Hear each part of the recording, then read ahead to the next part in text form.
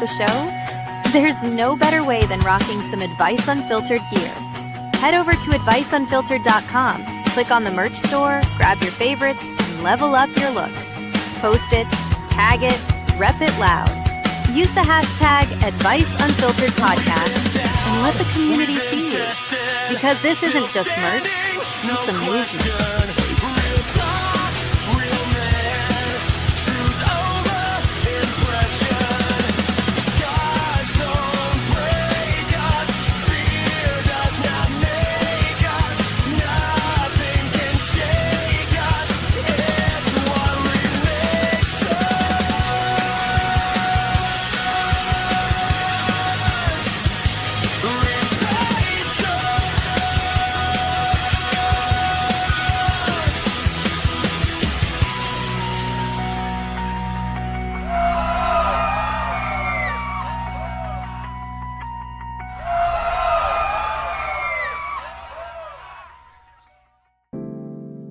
Well now, ladies and gentlemen, gather around the radio tonight.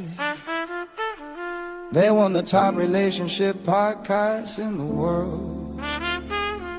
And somehow the single guy's the expert. Hit it, boys. They got the lights, the mics, the whiskey pouring need to. Jersey boys bringing that relationship heat. They talk love, lust, red flags in the night. And if there's one thing we learn, Chris is always right. Tony says, brother, that don't make sense. Chris says, trust me, kid, I got experience. Now experience might mean heartbreak, tears, and spite. But hey, that's why they say Chris is always right. He's been dumped, goes to left on red. Still gives advice like he's newlywed. And somehow the crowd goes wild every night. Oh, Chris is always right, even when the man ain't slept at night. They tell you how to love, how to hold on tight. With a resume, oh well, that didn't go right. Oh, but he says it with such style, got the whole damn audience laughing for miles. World's top podcast, now ain't that a side of dating expert who can't keep his own love life tight. Still, Chris is always right. Now 2020 students put the crown on their heads. Top podcasts in the world, yeah, that's what they said. Relationship kings under the spotlight bright. And the single ones preaching like he's seen the light. He says, fella, listen, women want the truth. And he orders another drink and blames his youth. Tony just grins like this can't be right. But every damn time, Chris is always right. He got battle scars, bad dates, old flame lore. Yeah, women still line up to hear him talk more. It's confusing, hilarious, and strangely airtight. Oh, Chris is always right, even when his own ship sank on sight. He'll break down love like a scholar in white, then go home alone by the end of the night. Oh, but he says it with such class, like Sinatra with emotional baggage and sass. Top in the world and the crowd's all hype for the king of bad luck, giving dating advice. Yup, Chris is always right.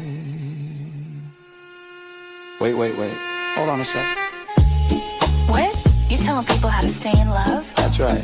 Didn't you get blocked last Tuesday? Irrelevant. And the week before that? Character development, baby. Advice Unfiltered, baby, that's the name. Say what everybody thinks is how they built the fame. No fake love quotes, no filter candlelight, just hard truths and jokes till the timing feels right. From heartbreak stories to bedroom debates to calling out nonsense in modern days. They turned all that chaos into gold overnight, and somehow, some way, Chris is always right.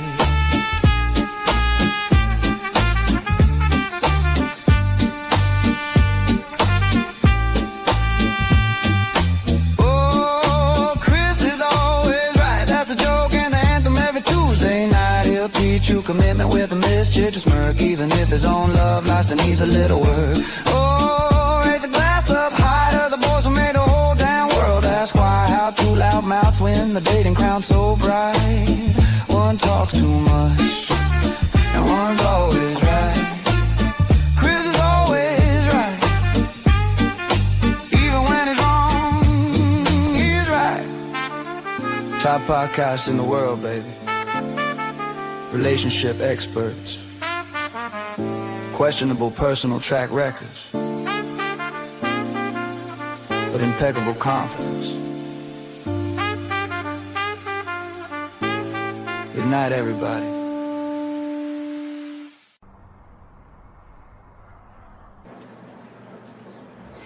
E, help me!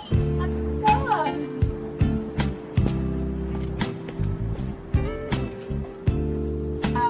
Hello? Hello? Hello? Hello? Advice Unfiltered with Chris and Tony, the top podcast in 2025 for self-help and self-improvement, and the 2026 top podcast for relationship advice and overall wellness. If you are looking to be a guest, head to adviceunfiltered.com and email the show directly. What? I don't even know what camera to look at. Is this one? It's this one. Oh, look at that. All right. Well, welcome. I don't even know if can I even. All right. So let's see if I can even do it. Yeah, it's weird, right? It's weird, right? Okay, wait, hold on. Let me see how it goes. You try. There you go. There was no way I could do it. It would be so fake for me to even make the attempt. All right, hold on. Wait, why don't we just have Chris try? Chris, why don't you try? Chris, why don't you try? Oh, wait, hold on. Go back to Chris. There he goes. Welcome, everybody, to Advice Unfiltered. Actually, just reminded me of Chris, too, because it's in front of the mic. As he's getting ready. We just have to go like He's this. not in front of the microphone. Chris, where are you at? I'm on location. It's secret places. So, as always, welcome to Advice Unfiltered. First off, yes, if you're like, where's the good-looking guy? I don't know. He's on set or something. So, but no. So first off, just so you guys know, we're joining the show. Special episode today. We have a lot to talk about. Christopher David was trying to make his way back here, but unfortunately, he's on a movie set. Now, I have no idea if I'm allowed to say. I have no idea if I'm going to say where. Like, I know he incognito was doing photos, but not holding the camera, but holding the camera. So I'm not really sure if I'm allowed to mention what he's doing. But shout out to Chris. You know, one of the good things about all of you who join, who follow his journey and love him and really resonate with what he does. You know, he's a huge dreamer. He thinks huge. He thinks big. It's one of the things I absolutely love about him. You know, it's never within his realm that something huge can happen from even the smallest opportunities. And so shout out to him. He's on set for the next 3 days, and he's already making famous friends, which shout out to him. If you're watching on the way home, if you're with famous people now, shout out to all your new famous friends. Don't forget about people like me. Remember, we started this together, bro. And also be a new Advice Unfiltered, him and George Clooney and some people from the cast or something, but it won't be as good as with me. But anyways, shout out to him. He thinks huge. He's on a it's a TV drama set from a major network. Let's just put it That's there. all we could say. That's all we can say. So They'll swoop in and cancel us. if this was a real marketing, if it was like a really well thought out marketing plan, I'd be like, during the episode, I will drop small hints for where Chris will be located over the next 3 days. Where in the world is Chris? Where in the world is Christopher David? All right. So as always, so first of all, shout out to all of you guys who joined. Yes, it is. Okay. Welcome to another episode of Advice Unfiltered. This is season 2, episode 15. Episode 15. Episode 15. Woo! Can't believe we made If it. he was here, there we go. Chris, what do you think of episode 15? Hold on. We're so close to episode 69. That's going to be the best episode. Oh my God. Yes, that's going to be a great episode. There's 3 great episodes. First off, happy Cinco de Mayo, everybody. Actually, now that I think about it, because I've been so caught up in my day and our guests and people are coming here, I forgot my tacos and cerveza shirt that I had upstairs. So I guess I'll have to use that for tomorrow, even though it won't be Cinco de Mayo. I'm sure a lot of Mexican people and people of that pride will be celebrating all through the night into tomorrow anyways. So I feel like it'll be fine. And, you know, outside, oh yeah, I try to have a big heart. I love everybody. But, so happy Cinco de Mayo to everybody. Today is a really special day. We are going to talk about grief. And, you know, coming into May's Mental Health Month, obviously mental health is a huge topic of conversation. It's been that way for a long time. I think, you know, post-COVID, it really accelerated that, you know, and really with people losing jobs and not being able to identify, you know, with what their purpose was. I know a lot of people really struggled during COVID with the idea that your home and your office were the same place. You know, a lot of people mentally couldn't break the idea that now home wasn't this safe place where you come and you can relax and you get away. It was really confusing for the brain. It was confusing for people, kids in their school, everything being disrupted, I think is really, as exacerbated the mental health issue. So the challenge is, how do we deal with that? How do we talk about it? How do we feel? Who do we bring it up to? What are some tactics and strategies, as you go through these challenges in your life?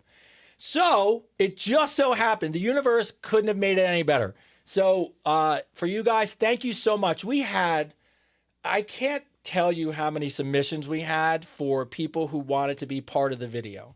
So Kitchen Sink Ghost is it's everywhere. It's so cool. People are coming up to me talking about it. It resonates with them. It's meaningful to them. People come up to me and we cry together about it. It's so crazy. And it makes me feel like that's what the podcast was meant for. It was meant to be able to touch people and reach out to them and let them know they're not alone and give them some side of hope, but also in a really honest way, give you a place to where you can share.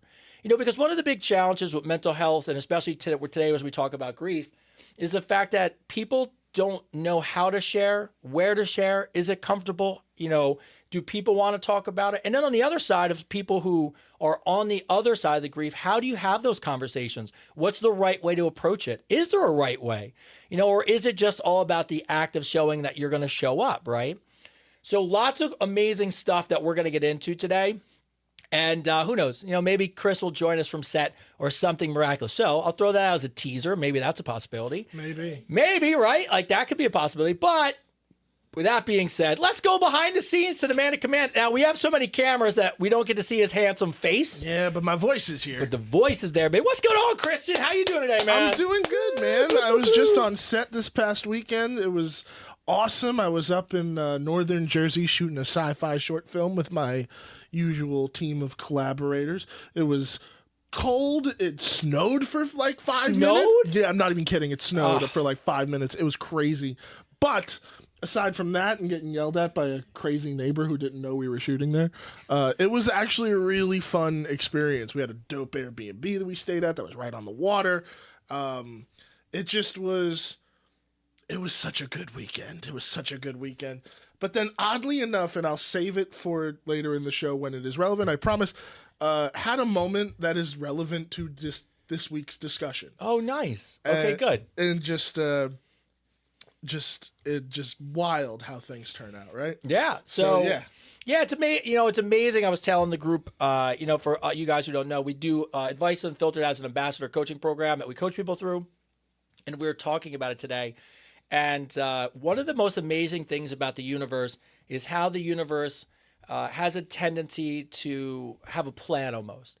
And I think what happens and I'm not saying the plan's always great. It's never a plan that you think it's going to be. It doesn't turn out like you hope it's going to turn out or how you expect it. But what's amazing sometimes is when you step out of your own way, you get out of your comfort zone, you start to make changes for the better for yourself, how much your world can really change and how the universe oddly seems to align a lot of the pieces in the puzzle, right? It may not be the move. I was listening to Kevin Hart today and he has this comedy competition. And one of the other comedians says, I hate these things because somebody's got to lose. And Kevin Hart was like, that's how I grew. I lost these things and I learned lessons and I didn't overthink it. I just got out of my own way and just kept trying and trying and trying. But if I didn't fail there, if I didn't learn a lesson here, then I would have become the actor or the comedian or the star that he is now. And I think a lot of what we have to do in as we go through the universe and we try to navigate this world, life is ridiculously hard. It's hard across the board. I tell everyone that the first thing you have to do is accept that life is hard. It's not a given that it isn't for anybody. But get out of your own way. Make sure that you're not the obstacle in your own growth, in your own strategy. And, beyond that, you got to have a little faith in something. So, especially as we get into the conversations today, because it's really all about loss. And what that means and how you handle it and why was it given to you. And I know that when we get into this conversation today, some part of it's going to be, the why. A lot of people have the why and we get hung up there. And is there a way to get past that? Do you justice to dwell on that point? and then what are the strategies? How do you ever get over it? Some of the best things I've ever heard about grief ever is the fact that it's not about getting over it. It's about learning to live with it and almost celebrate it in a way where you at some point the loss starts to hurt less, but the beauty is the memories still stay. And it's how do you celebrate that person's love through those memories sometimes. But we have a lot of people to talk about that have gone through it and firsthand knowledge, so I think it's going to be wonderful for all of you. But what I want to do is let's give you some updates. We'll go into shout out of the day. And then, why waste time? I think we'll bring our guests on and we'll get things started. And then the faster we get all this stuff done, the last piece of today is we roll the video out. So, we made the video. I think I've seen it. I think it's maybe it's best I don't have a camera on me today. It's I'm just realizing here's what I would tell you. I want to say this to start the show, and I don't even want to cry to start the show, but it took me a long time to make the video. Because I felt like there was a little bit of a pressure, and I'm sure you know what this is like, Christian, like there's a little bit of a pressure you want to deliver. Oh yeah. Right? Like you people are trusting you, you feel like it's important, you want to deliver for people. And so there's this weight that kind of comes on you, which is, it's okay, but you feel it. And a lot of you in a really touching way wrote in stories with the pictures about the people you lost. And that is where I could, I want to read the things that you guys write. And that's when it got tough and then trying to put all the pictures in and getting everyone in and then looking at it and realizing what these people meant to people. It was a lot. It was heavy for a couple of days. I didn't sleep all that great. And I showed my wife today and she's like, don't make me cry on the way to work. And, but I just want you guys to know as you watch the show and we get to the end and we air the video. First off, all the songs, We Rise, which is the anthem to the podcast. Chris is always right. So all you Christopher David fans who are in the chat like, where's the other dude? His song is available everywhere. Spotify, YouTube, Amazon, Apple, TikTok, Facebook, Instagram. You want to clip it, you want to use it. We put it out into universe. You can get We Rise, Chris is always right. And as of today, The Kitchen Sink Ghost is available anywhere that you listen to songs. So if you want to support the show, download it, copyright it, steal it, screenshot it. We just want, I know, right? Whatever you want to do, I just want you guys to have it.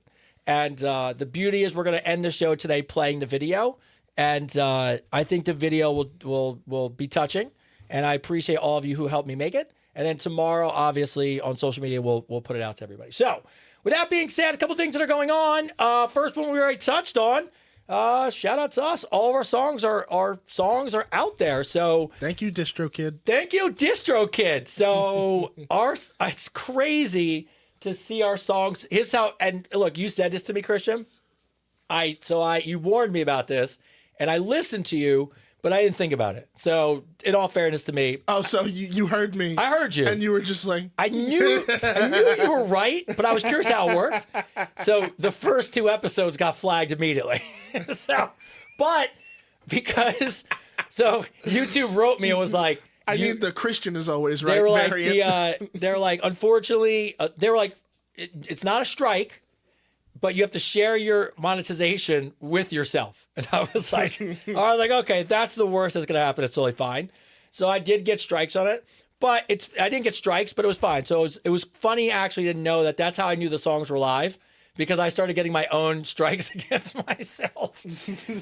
So they're like, you are copywriting yourself. I was like, I didn't even know it was possible. So that happened. So that means the songs are live. So it's great. Second, obviously we talked about Chris is on set. Chris has got a ridiculous schedule. I think, going back to the beginning of talking about how amazing it is when he dreams big, he just does. And that's what I admire about him. There's no, you could not tell him today that it wasn't if you told him it was a small opportunity today, he would have just smacked you in the face. He's like, this is huge. Everything I'm doing is big. It could turn into this. And he's just that guy. Like, he gets on set. It's like I always love about Chris. From the day that I met Chris, we went to, for you guys who don't know how we met at the gym, and that was fine, but we decided to do a podcast together and hadn't even hung out. Didn't meet, didn't have a conversation about each other, what we knew, what we were like.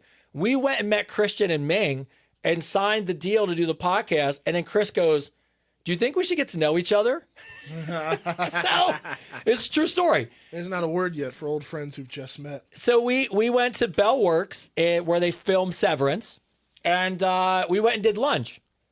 And every single human being that passed us, this is not an exaggeration, he said hi to.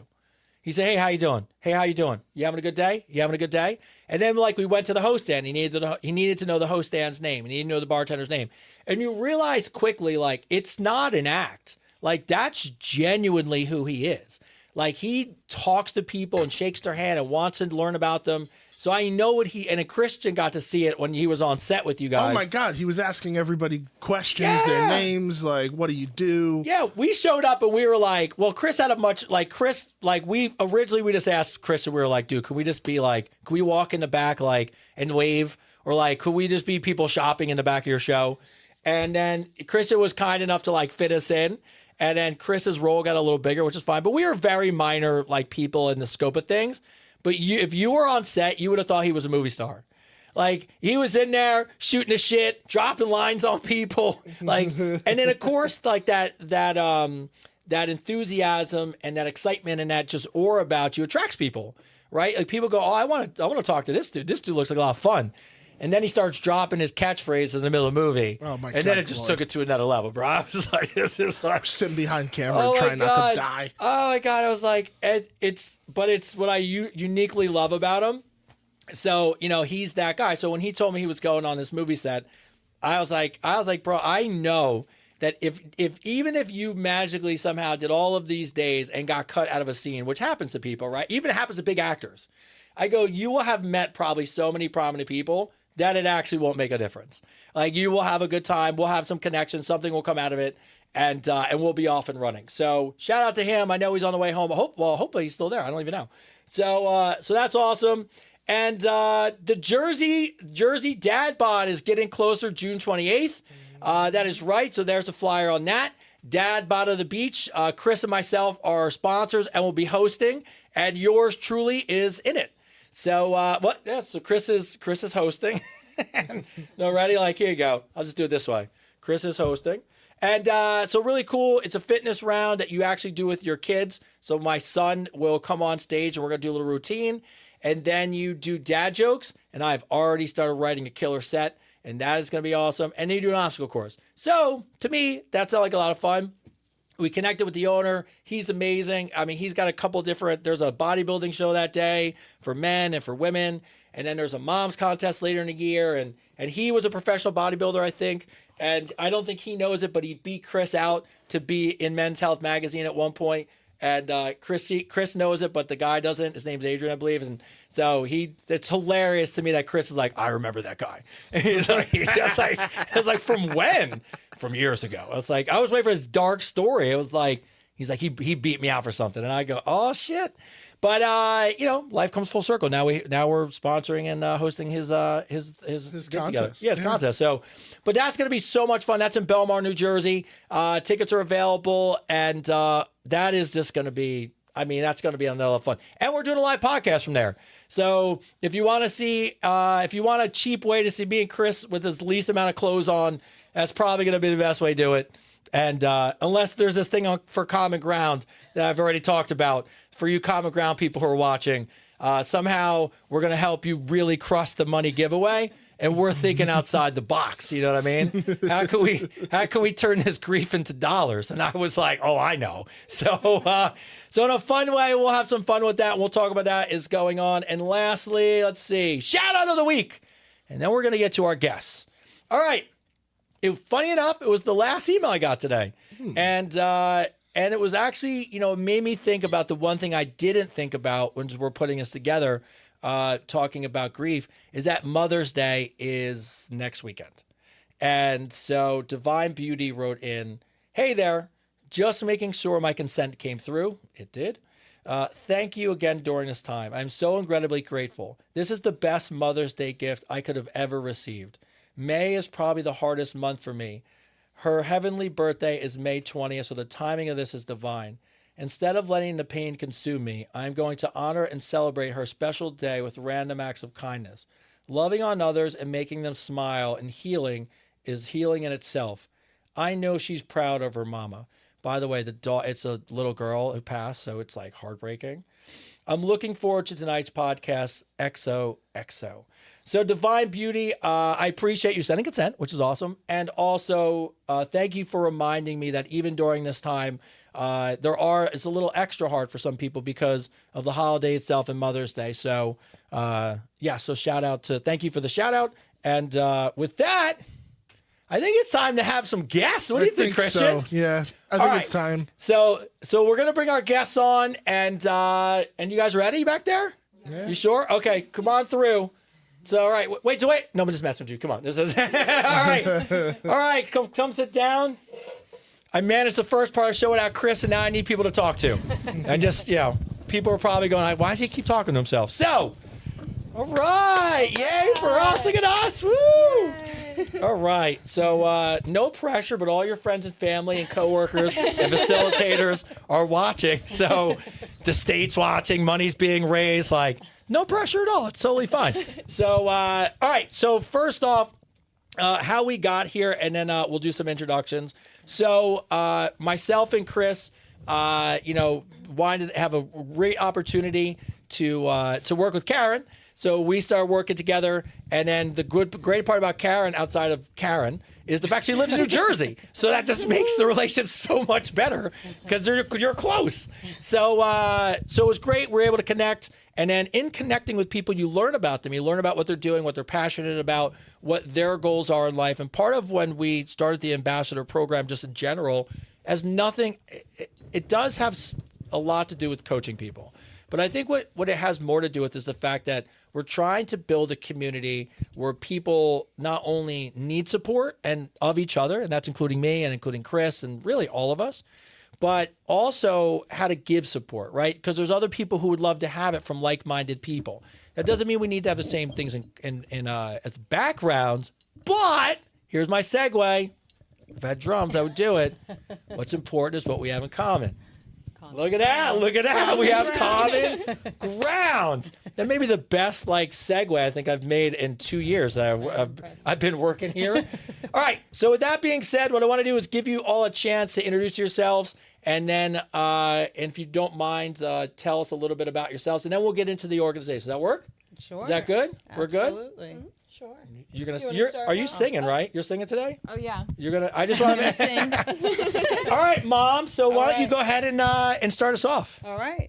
Well, I am Karen Burr, and I am the owner of the Burr Law Group, and I am the mother of two amazing daughters, Mia and Ava, who are here today. I met Tony and Chris from Advice Unfiltered through the Ambassador Program, and they've been absolutely amazing. It was basically an idea of, is there something that you want to work on, and is there something you want to do, whether it's to better yourself or to help others? And I reached out to Tony and had a great conversation with him about working on myself and working on training for the High Rocks. Oh, the High Rocks. The High Yes. Rocks, yes. And then also helping to make Common Ground Grief Center fundraiser a successful fundraiser. And that's going to be in June 11th. June 11th. Yep, and then we have a fundraiser for Music for All Seasons. So I said, these are the things that I want to work on over the next several months. So these are sort of the more short-term goals, and here we are. All right, and you brought two of the family members with you, right? You brought the crew? I did. I brought You brought the crew. All right, crew. So go ahead and introduce yourselves. All right, I'm Mia, daughter to Karen. Daughter of one Karen. I'm here to talk about Common Ground with Mom that I now facilitate a group in, but we'll get back into that. But I'm excited to be here. Yeah. Hello. And I'm asking because it'll be important for people because it'll help people in the audience resonate. So you're 19? Yes. Okay. I'm perfect. 19. So, and that's, for future state of the conversations, you guys know, a lot of what we'll talk about is in a really great way. And thank you to both of you as you're doing introductions and we talked about it before the show, is because as parents, we struggle with grief. But then we really struggle with trying to understand what our kids are going through, and especially at a certain age. So thank you, obviously, for being here. And welcome. You're on here, too. I think I heard you sing, right? You performed a little bit. Yeah. So I know. Feel like we know each other. Yes. I haven't released your track yet, but all right. So go ahead and introduce yourself. Hi, I'm Ava. Also daughter to Karen. I like this recurring bit. I know, right? Yeah. I find that I'm also related to this one who drove me here. I've gone to Common Ground for a long time, but we'll talk about that later. Yeah. And obviously you heard me singing and all that. I don't know. I'm 16. Yep. And I'm just excited to be here. All right. Well, I give you guys credit. For you guys who don't know, I told them no pressure. Legitimately, every facilitator is watching. Hi, guys and ladies. Probably people who are connected to the Common Ground are watching, so no pressure. And only about 7 Madison Square Gardens are live at the same time. So No pressure. no pressure. That's what we're talking about. All right. So the interesting thing is, we got here. Me and you started talking really when we were connecting about kids. Because part of the conversation that took off for me and you was talking about divorce and how hard it is on the kids. Yes. And, for you guys who watch the show, and, Chris and I obviously have dealt with this and are dealing with this. It's an ongoing thing. But, one of the best piece of advice that anyone ever gave me that people struggle with to this day when they talk to me was right around the time I got divorced, my son was... God, 2, right in that 1, 2, early on, and of course you're mad, and your emotions are on high. And my mom had a friend who was divorced for 15 years, and she comes up to me and she goes, I thought she was gonna hit on me. I was like, oh, my mom's friends now are like, oh, you're single. So, but no, what happened was she goes, can I give you a piece of advice? And I was like, yeah, at this point, I'll take any advice you can get. By the way, thinking I'm getting some free legal advice, which, everybody wants to divorce. Like, hey, I know you're not an expert, but look, can you ask AI, how to do this? And you're like, don't do that. I'm a real lawyer. So, but no, she goes, I'm going to give you a piece of advice. I said, sure. She goes, whatever you do, don't make it about her. Don't talk bad about her. Don't say anything bad about her. Don't ever talk to him about her. That's his mom. And she goes, I am 15 years after the divorce. We're still fighting in court. We're still paying legal fees. And we're still arguing about things for the kids 15 years later. Wow. And she goes, we actually got to the point, she was telling me this, that her and her ex, the kids winded up, I think right when they were kind of getting to college, skipped to the other side of the country. And both parents were devastated because you're thinking you're fighting over college expenses and who's going where. And all the kids are thinking is I want to get the fuck out of here. Right. And I'm out. And she told me that it was the only time in that 15 years her and her ex really had a moment where they're like, oh, we fucked up. We've spent this whole time hating each other, and that's alienated them. So me and you talked a lot about that because Tyler and you what you deal with on your end. Yeah. And that also is Common Ground, so throwing it out there. But you start telling me about all the great organizations you're part of. And for you guys who don't know, a lot of what we do here at Advice Unfiltered is if you're part of the group, we want to celebrate, promote, help, be a part of any of the things that our ambassadors are doing. A couple of months ago, Lisa was on here, and Becky was on here, and Rhea was on here. And so they're great, and then their journeys and supporting what they do. But in a really amazing way, you came to us and told us about Common Ground, and it was mind-blowingly awesome. Also, almost at the same time, I'm writing a song, which was the universe is so weird how it all goes together. It is. But can you tell us a little bit about what Common Ground is, and then we can kind of get into how you got involved in it? Yes, absolutely. Yeah. So Common Ground is a nonprofit organization, and they provide peer support for kids who have lost a parent or a sibling. And so the way it's set up is they have groups that are facilitated by several. For the 6 to 12 group, they have, maybe 6 facilitators or something like that. And then there's a teen group and a young adult group. And the groups, while they're taking place, they have the adults who can also meet and get support from each other. So it's really an amazing concept, and it's just putting people together, especially the young kids, in a place where they have common ground with people and people that really understand what they're going through. Because when they go to school, they can't talk about grief in the same way. They really open up to the kids in the groups. Yeah. Yeah. And, you know, it's just, and this is how, you know, we found common ground in 2018 when my partner died unexpectedly. And my kids were 8 and 11 at the time, and he had lived with us for many years. So this really hit them a lot. And I was going through this grief. My kids were going through the grief. I'm like, how do I help them? How do I, you know, while I'm going through it? And my mother actually found common ground because she was helping me. You know, she always like, what can I do to help you? Okay. So she found common ground, and I went and met Lynn Snyder. She's the director who you met. Yeah. She's an absolutely amazing woman, and she's done awesome. so much. She really is amazing. Yeah, she's awesome. Yeah, and what she's done and created common ground is fabulous. And so my kids went there for a few years at that time. And I was in the adult group, and they were in the 6 to 12 originally. Mia moved up to the teen group. And then after a few years, they were moving on to other stuff, and they were leaving Common Ground. And I was like, wait, I don't want to leave Common Ground yet. So it's a part of like your... Yeah, like I really loved the place. And I said, okay. So I joined the fundraising committee for their annual fundraiser because the kids and the parents and the families that are helped, they don't pay anything. That's so amazing. everything is free to the families that are being helped. And the way that Common Ground raises money is by their big annual fundraiser. Which we're part of this year. Yeah, so I'm excited. June 11th, Martell's. Yeah, so that's... June 11th, Martell's. We're going to talk about the whole show. The whole show. And look, like I said, you could see some great Christopher David moments if you come and spend some money, I'm just saying. So, right. you know, yes, it's just in New Jersey, right? It's taking place in New Jersey? It's in New Jersey. It's in Manasquan. But can people donate to it like separately of like it being in New Jersey? Yeah. That's what someone's asking. So yes. Absolutely. So yes, the event is going to be in New Jersey. However, you know, anybody can donate to Common Ground. Yes, anyone can support and donate, and we'll share the website and stuff. But so 2018, your partner passes. Yes. Fair to say for both of you, obviously, you know, I'm thinking about your age.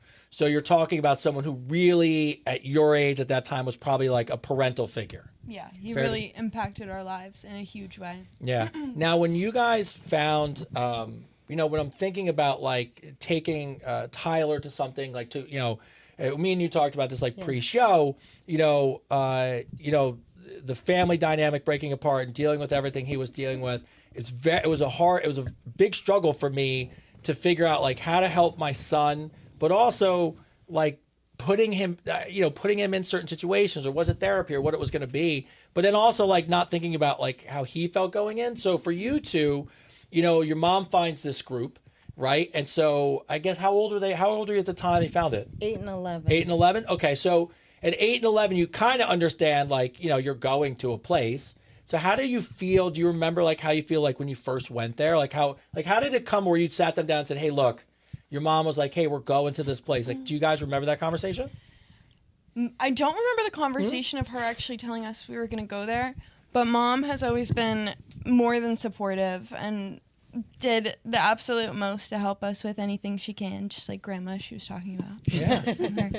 But, yeah, I don't remember the conversation about going there, but I remember when I went there, it was very welcoming. Okay. Like you feel like you can open up super easily and everyone is close and it's not cliquey and everyone's just understanding. They all get it. And And you remember your first day there? I remember feeling nervous just because of me having to talk about it. Because I was so young. I was like, I didn't exactly know what to say. I was nervous.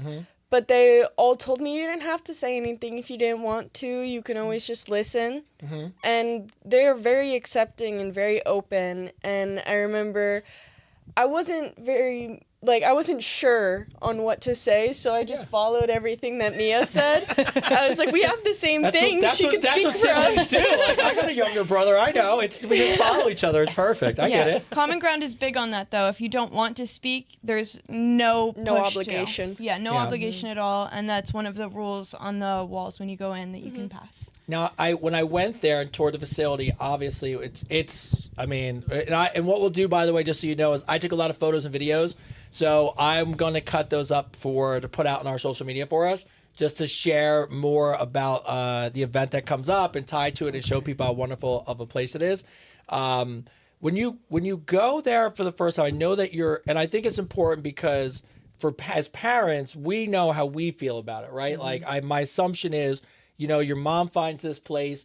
You're probably a little bit excited to maybe find some help and some guidance for these things, right? So as parents, we have I don't want to say excited, but we're like, oh, maybe this will help, or like some help and some guidance would be great. And then I'm always thinking like, well, how's Tyler? I'm hoping he accepts it and likes it and feels good. But, how long does it take as a kid, like at your guys' age, to really be like, oh, this is, okay, we're here now, and it's nice that you can talk about it and you're listening to kids. How long did it take until you were like, hey, I'm comfortable sharing? Is there does it take a little time? Is it something that kind of happens because you're so young? I don't know if that's something that I can speak on for kids, because every kid feels differently, period, but every kid especially grieves differently. Mm-hmm. Every human being grieves differently. But being a kid and understanding something so huge and heavy and complex is difficult. Yeah. So more than anything, I think just being honest and listening and being open to however they feel. Yeah. And then do you remember, like, if it took you a little while, did you feel, and the reason why I asked, just so you guys know for context, I think sometimes it's interesting as adults because I remember someone saying this as Tyler was younger, like, hey, they are way smarter than you think they are, right? Absolutely. And like, so there's a part of it where you're like, oh, your kid's 8, like, what do they really know? And then realistically, they're like geniuses, like they know everything that goes on. So when I ask, it's largely because I think some parents might just assume, oh, they're young, they're kids, they'll get over it or they'll play through it. And I struggle with that because when I look at Tyler at 8 or 11 or 5 or whatever year it was, looking back, I had to give him, I know it's like weird to say I have to give him credit, but like he was way smarter and understood way more things than I think I really thought about. So that's why I ask of like when you're going, like how aware that you're there and stuff, because as a parent, I think it's like I'm not really sure how I'd feel like about it. Like I know I'd want to go, but I'm not sure how Tyler would come out and be like, totally get it, Dad, love it, like we're gonna talk about it. Or if he was just like, he would show up and be like, we got toys here, like what's going on? Like this is great. So that's what I was asking. I'm so passionate about that subject because as a kid, I felt like I grew up so quickly and I had to deal with so many things that I shouldn't have to understand, but I absolutely did. And when you feel so strongly and you want to speak about it and you feel open and comfortable with how you feel and confident in what you have to say, and no one takes you seriously because you're 12, it's really, really frustrating. Yeah. Like really frustrating. And yeah, for that record, kids understand and feel and think and see and hear and take in so much more than I think adults realize. Yeah. I totally agree with that because, there's a lot of adults that will talk about anything around children and be like, oh, they're not paying attention. They're playing with their game. They're doing whatever. But we take in, like, I'm not that young anymore, but I get it. Yeah. You take in so much information that you don't expect to. Mm-hmm. You hear something that's like, wait, what does that mean? And then you ask the other parent, and it doesn't end well. Yeah. Well, no, like my wife is really she's an amazing human being because her childhood wasn't great. We'll keep it like that. And still to this day, her parents still don't understand how much it imprinted on her as an adult. Right. And that was a huge reason for Tyler why I was so emotional about it and so hyper vigilant about it, because I knew that how my relationship was with women or how I treated people or how I spoke about his mom wasn't really about me. It was about how it was going to imprint on him, because my all thought process was, this is little blank slate. If I keep just saying, oh, they're stupid or they don't understand or just talking around and whatever, I didn't want him to grow up and then think that that was okay. Right. So a lot of it was how I took it. An interesting question I have from the kid perspective is we as parents are, and it's going to come back to you too. You know, we're struggling because we're going through it ourselves. But then we're so worried about you guys. And then we're worried about all of us together. And then there's all the other pressures and stuff that come with it. But as kids, were you even at that young age, were you ever worried about your mom? Yes. Definitely. Yeah. Yeah. I definitely never know, understood like- how Yeah. heavily she was grieving. And I knew, though, from the day I met Brian, how much he meant to her and how much how close their bond really was. It's so different. I've never seen anything like it still. Yeah. And yeah, I definitely was worried about her and knew that she was going through a lot. Okay. He really did open her eyes to a lot of things. You know, it's like the right person can show you what you're worth. Mm-hmm. And I feel like he was such an amazing person, and I'm so sad that he's gone and I'll miss him every day. But I did worry about Mom just because of how close they were and how abruptly he was just gone. Yeah. You know, one day it's great. The next day we wake up and I come home from school and he's gone. Yeah. You know, we were talking about it. The world, and this is what we were talking about on one of our groups, not us, but like our group together. You know, what people forget when you're in the day-to-day to things is how fast life changes on a dime.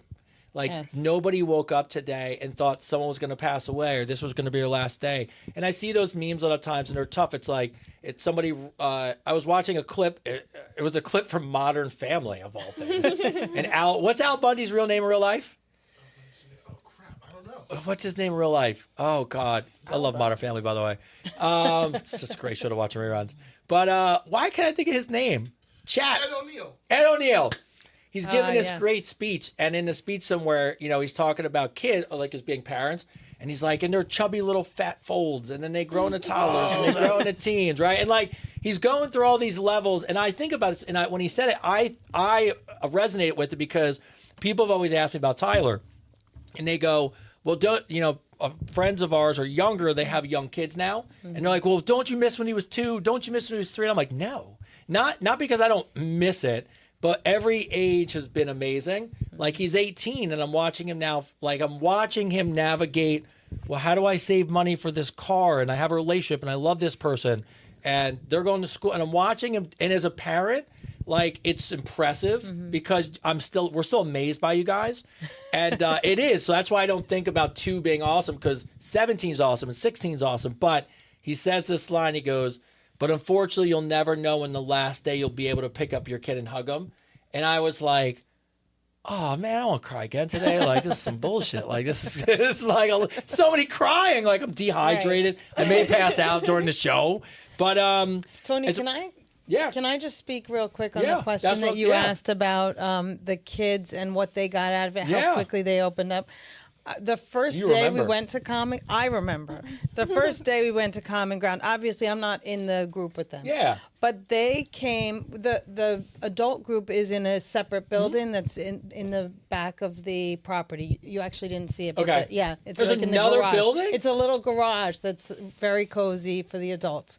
And we go to the car and the kids come bouncing out. Yeah. Like excited. And I remember it was the first time they came bouncing out with other kids, with phone numbers. And I was like, oh my gosh. I mean, they had connections immediately. Yeah. So I was amazed at that. And I do remember that from the very first. So whether or not they were sharing and opening up, they immediately became friendly. Friends. You know, it was it was really cool. I will say, because I forgot to speak on this earlier when you asked me that, is I have always been a very open kid. Mm-hmm. So it was very easy for me to talk about anything. It's hard for you to talk about grief and whatnot, and I was very young, but everyone there were going through very similar things. We all had common ground. We're gonna keep it going tonight. Yeah, keep it going. That's the way it goes. Ground. I can't help it. The episode's going to be called Common Ground for sure.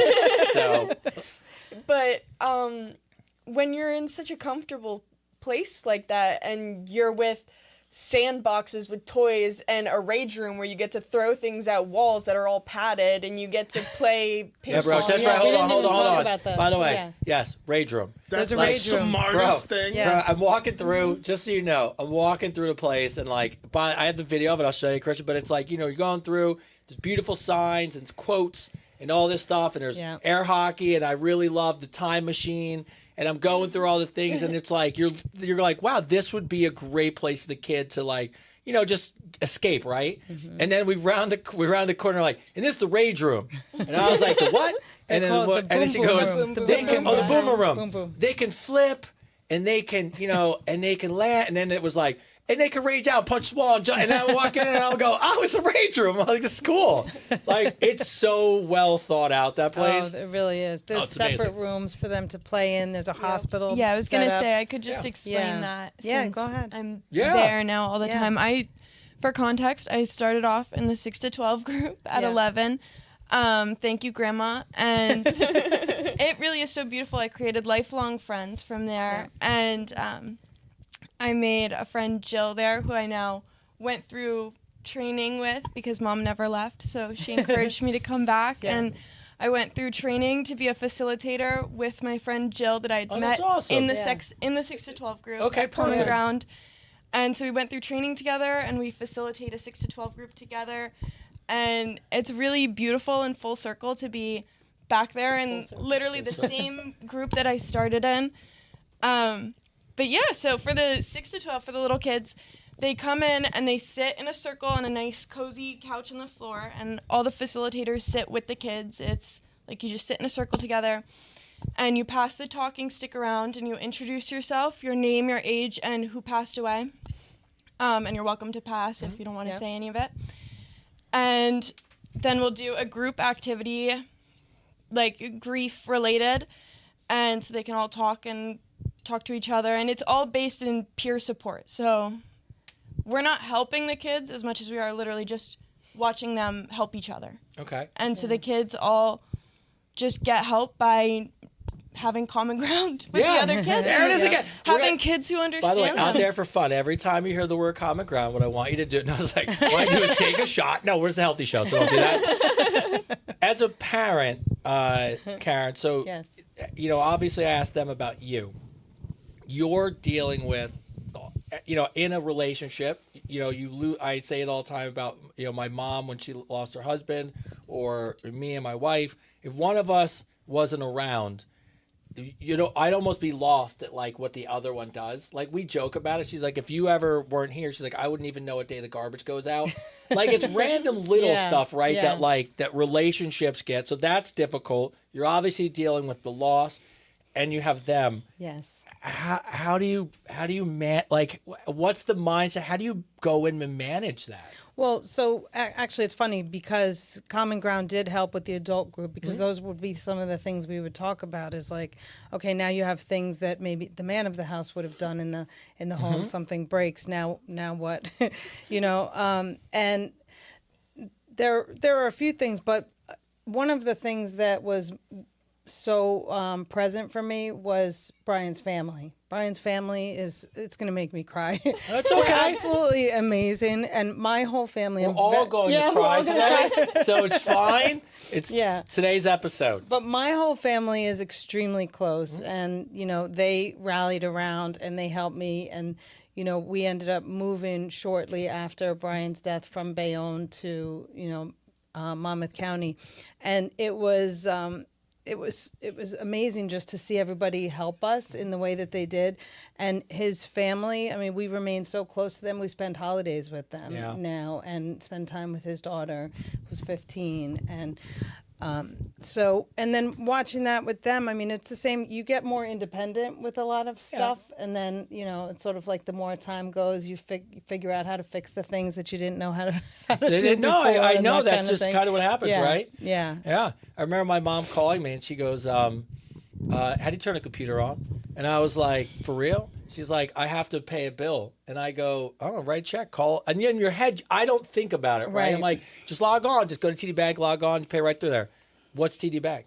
Like what are you talking? Like what? Like you knew what the bank was, Right. but not that like you could go on and put it And in the find browser and like, and so I watched her through that, and obviously something that you said, which I think is really important for a lot of people, and it goes all the way back to what Hope said, and I never forgot it. We asked, somebody came up with Hope about family and friends and how important they are, and but a lot of times family and friends don't know. Like, kudos first of all to Brian's family, because to keep the family unit continuity going, I'm sure was like so helpful, so it doesn't feel like it's all falling apart. Like, you know what I mean?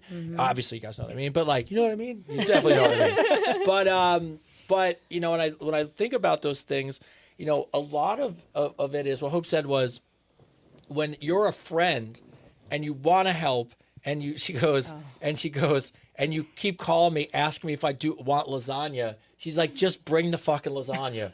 And what I took away from that, like because after the show we were joking about it, but I remember that something she said to me. She was like, she goes, I'm already stressed about everything, and I know you want to help. She's like, you know what would be great? Just help. She goes, don't ask. She goes, don't overthink it. She goes, if you want to make me lasagna, just make me lasagna. Like, and it was one of the things. So I say that because I'm sure there are people, your friends or your friends who don't know how to approach you, do approach you. Like, how is it, you have a great family unit, Brian's Family House, which is awesome. As a parent, like as your friend circle, like separate of, your family, was it difficult? Did people know how to have talks with you? Were they like, how do people, first of all, what was it like for you? And then what are some tips for people that are trying to help somebody go through grief? You know what I mean? As a friend. Well, I mean, I think that's what it was like for me, first of all, was that I did have a lot of people around me. And we were in the hospital for the first couple of days because what happened was he had lost brain function, and we didn't know if there was going to be function coming back. So, and we had so many people in the hospital and so many people in the hospital waiting room that they had to open up another room. So that's how many people came to support. And everybody was so present, and they were asking a lot of questions, and they were very good about it. His family, his friends, his best friends, it was huge. And then after that, sort of the same thing, but it does die down a little bit where you have, everybody's got to get back to their own lives. So I think that in terms of helping people that are going through that, just kind of stay in touch long term. You know, maybe keep checking in. No, it's okay. You can say keep checking in. That's where it is. Like, keep checking in, because you do still need that support. But the weird thing is, I mean, because Brian was my person, it's like that person that anywhere you go, you sort of check in with them, right? Like, I was in a room full of people and I felt so alone. Like, that was the hardest part of the grief, you know? Well, that's why I bring it up, because that's something that people as friends wouldn't think about, right? It's like, I think what you said, it probably illustrates the point the best. You've lost the person that you check in with all the time. So the idea that, and I get it, as life gets busy, people have a tendency to get back to their life and they forget. It's not that they're not being mean. No, it's not just at all. they kind of get going on. And to your point, and I always think about this sometimes. So Chris says this a lot. It's you know what? Just send the text. It's like there are people that you're friends with that and the song was a good example of this. We have a couple, Fred and Bill, that it's like my wife and I they're probably top 3 favorite couples we're friends with. Fred and Bill are the best. I mean, they're the best. They've been together for 40 years. I love them to death. And we talk to them and we send messages to stay connected, which is wonderful. And then the other day, the song comes out and I get a text from him and it just says, "Who are you?" And I was like, Fred, what? He doesn't, what, do you get a new phone? I'm like looking at the phone going, and he goes, your songwriting, and he wrote me this really heartfelt message about his sister had just passed and his father just passed, and now he was crying listening to the song. And then we connect again, and it's true. We both are like, well, and because you live in Jersey, I go, where are you at? And he goes, oh, we moved from Lacey to Tom's River, which is like nothing, from here, it's the same distance, whatever. And I go, we should get together. And he goes, we've been saying that for 3 years. And you don't even think about how we love them. Like, we love them, and they are the most fun. And we still let life get busy and forget to reach out sometimes. But I think it's important for people to understand that don't overthink it. Just send a hey, just thinking about you. Yeah. Right? Like something, because I would be lost. Oh my God, I'd be so lost if I didn't have Regina to bother like throughout the day. Like I think this is one of the episodes my wife's probably watching, because she's probably like, oh, it's above board today. So love you, babe. But like I would be so I felt that a little bit. It's not the same. I think fathers go through this quite often, because we see our kid in this little 4-hour window, and then they're taken from us for weeks at a time, and they come back. And it's not the same analogy, but there's this, when you don't, I used to tell people, they were like, oh, like, what do you need? Or I was like, I just need people, because I'm alone. I don't have anyone I don't have anyone to check on like I do, but I don't. And it's like, so I totally get it. So I appreciate you answering it that way, because I think outside of how to deal with it, and we have a lot of questions, by the way, so I hope you guys are ready for questions through the tears. I know me and Chris cry on here all the time, by the way. Right. So There's it's fine. one thing I wanted to say, because yes, that one part, thank you. But I would say it's definitely a little different for kids, because I was 8, and a lot of people didn't know what to do. We're all kids, you know? And the adults are all, I'm sorry for your loss, he's in a better place. I hate that. I hate that so much. Yeah. It's good to say. It's good to tell people you hate it. I really do. I hate it, because I don't know where he is. I've had faith that he's in a good place, but I don't know. And it really sucks to say that when he could be right here with me. No. It's fair to say that. Yeah. You know? Look, I think a lot of times people, on the other side of it, you know, part of it is, and I think about this as an older person, as an adult, a lot of times people don't know what to say, right? And it's like, and it's hard, because there's a lot of, when you're going through loss, when I was very young, I lost my best friend to meningitis, and we were like the best of friends. And so I was 19.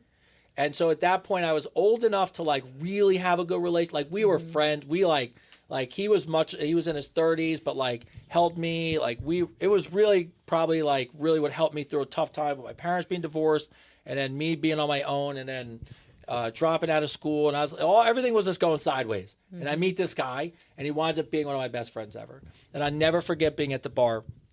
I was working at TJ Fridays, and he comes in on a Friday, and he goes, "What are you doing on Sunday?" And I never forget it. And I go, I don't know. What are you doing? He goes, "You want to go to see the Cowboys and the Giants play football?" And I go, "Yeah, it's like great."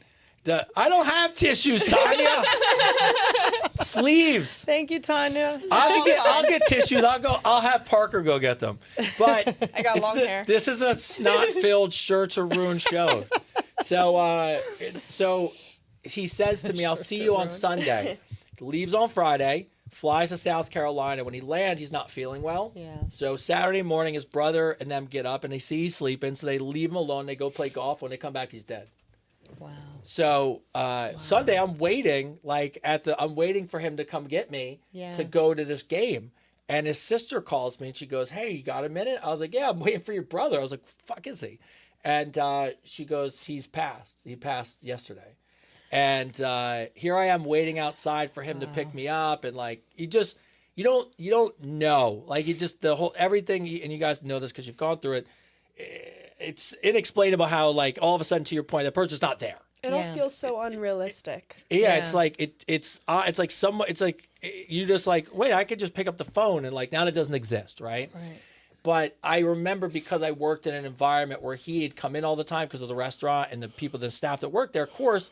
And I had been there for a while. People would come up to me and say stuff to me, but they didn't know what, like, as a person at 19, it was frustrating, because I'm like, all that stuff sounds great, but like, it'd just be cooler if he was here, right? It'd just be better. It'd be easier. I don't want to hear about all this stuff.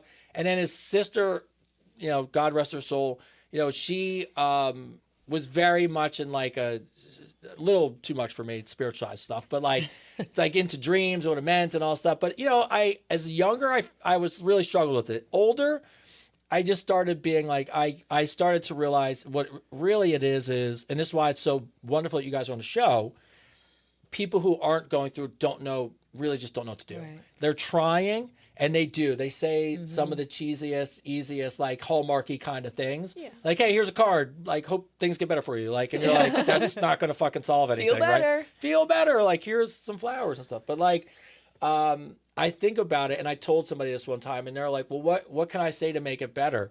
I'm like, you can't make it better. Right. But what you could do is give me a hug. I was like, there's nothing you can say that's going to heal this for me. Because I didn't even process it, but I was also like, I was like, just hug me. And I remember that moment because it was so interesting to me. So that's what made me think about it. You said it. Now, I have questions from people in the audience. So do we mind taking some questions from people? Now, I asked that even though the answer is going to be sure because I checked before the show started. So, but I think it's important building on what you just said because the beauty of part of this conversation is we're talking about common ground, how great it is, and we're going to talk more about that, about how that this coming up and how you can sponsor and all good stuff. But I think what's beautiful about it is people have gone through it. They kind of probably are sitting on the other side going, 100%, I got you, girl. Right. That's totally right. Yeah. Stop telling me that shit. Right. The people on the other side, we don't know, right? So like when Hope said that to me about when she said it, I'm like one of her best friends, like me and my wife and her husband. And it was like, yeah, like I don't know that I did that to her, but I by human nature, I'm just like, hey, do you need anything? What do you need? Like, sorry, like what's going on? And then when she said that, I just remember thinking to myself, I remember going, wait, should I have just brought lasagna? Like, wait, did I, what? Because I don't know, like, how to manage that, right? But what I did was we had people wrote in, so I separated the categories out. So I had some, what I would say is teens and young adults who wrote in. So I think you two could help. Obviously, some parental questions for you. And then what we'll do is they had a couple families wrote in, which I thought was interesting because of the fact that when you lose a person, it's a family dynamic situation. Then what we'll do is we'll bring it back to common ground. We'll talk about after we dry our tears off and clear the snot from our faces, how people can help and what's going on and how they can sponsor, because that's a big part of why you guys are here. And then I'll make everyone cry again when we play the video. But all right, so one of the questions that came in I thought was really interesting, and this is for you two. I was reading the parent question. I was like, oh, that's a weird kid question. Like, how do you hold it together? Okay. Emily from Austin, Texas writes in, is it normal to feel okay for weeks and then randomly fall apart over something small? Yes. No, it was you guys. No, that was for you guys. For you guys. Yes. Yes. Everyone grieves differently. Yeah. And sometimes it's really hard to process things. I remember actually the first week that Brian died, it was really hard for me to actually like process the sadness and deal with it, and I kept distracting myself and doing anything else. And I felt like I was almost more focused on how you were feeling because we didn't get a day where the house was empty, our whole family was over.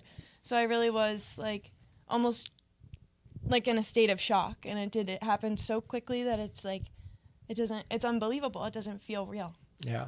So Yeah, absolutely. I remember I was like laying in bed one day. I wake up to my aunt. She's like, he's sick. And I'm like, that's weird, but okay. I go to school and I come home. The whole family's there and they tell me he's dead. I was like, that was out of nowhere. What do you mean? That doesn't equate to sick. Wait, That- what are we wait, what do talking you about? mean? Like, So I was like, it came out of nowhere that I didn't, like when they first said it, yeah, we cried.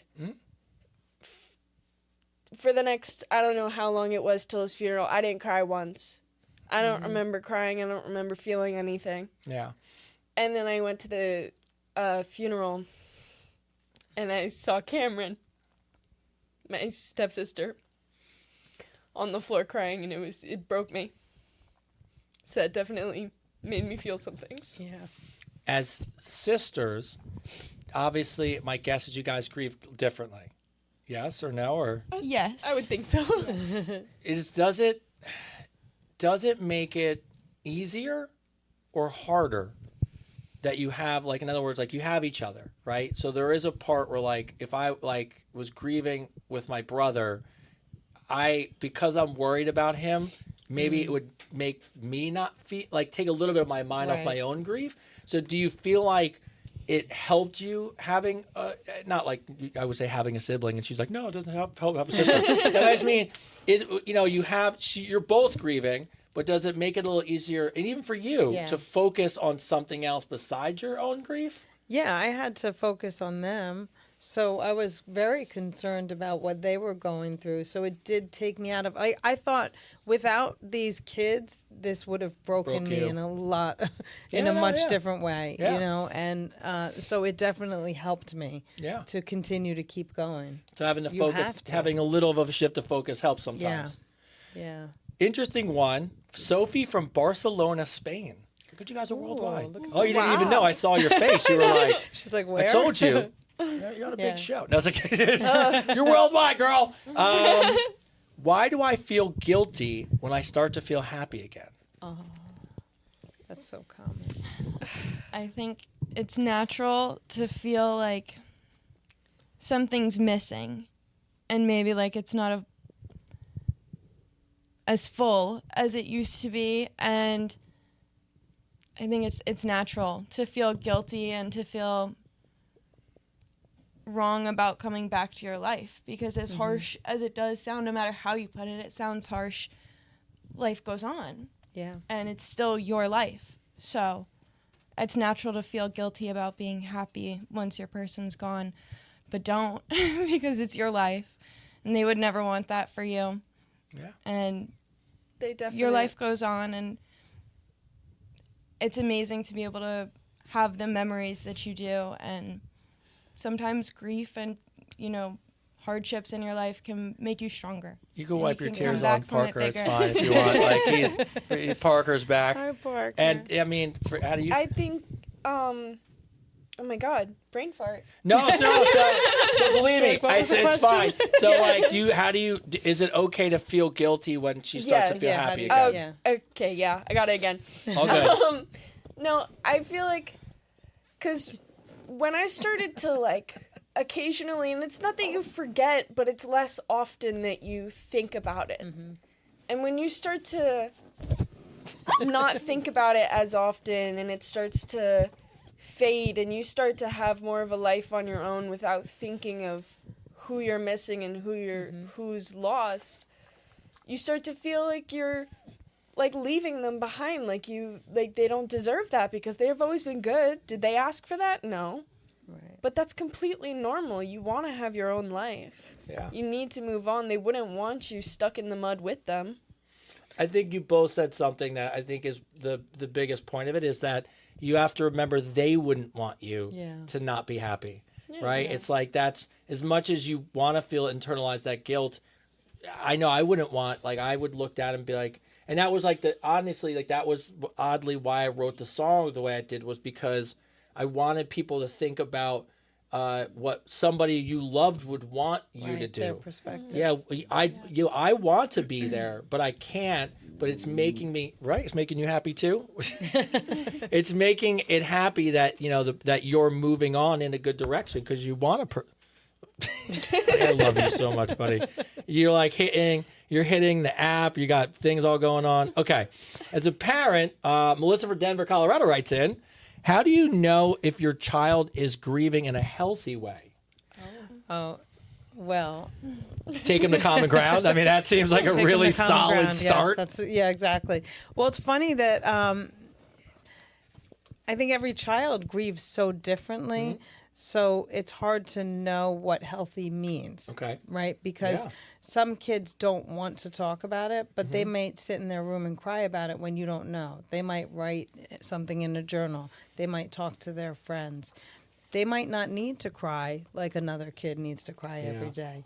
They might deal with it next month, So it's, I think if they're completely ignoring it, it's hard to say, oh, you're doing something wrong, to sort of judge their grief. Yeah.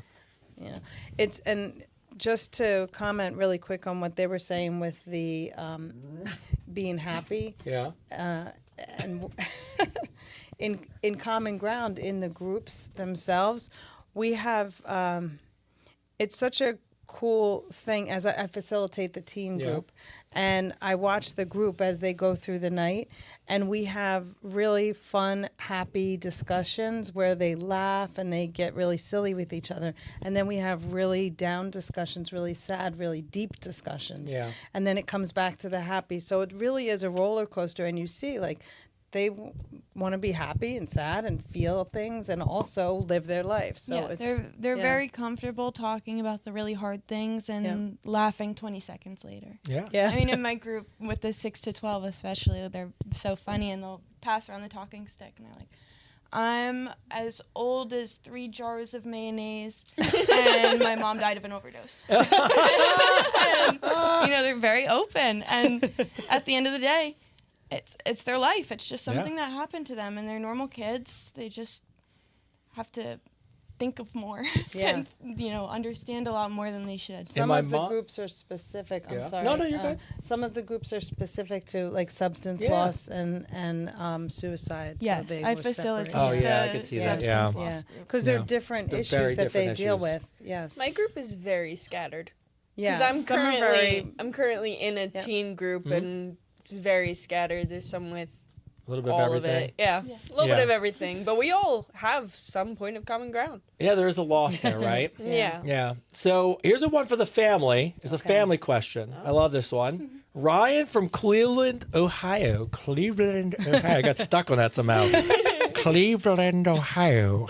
That's like my an new AI talking mouth. about. Advice Unfiltered, Season 2, Episode 14.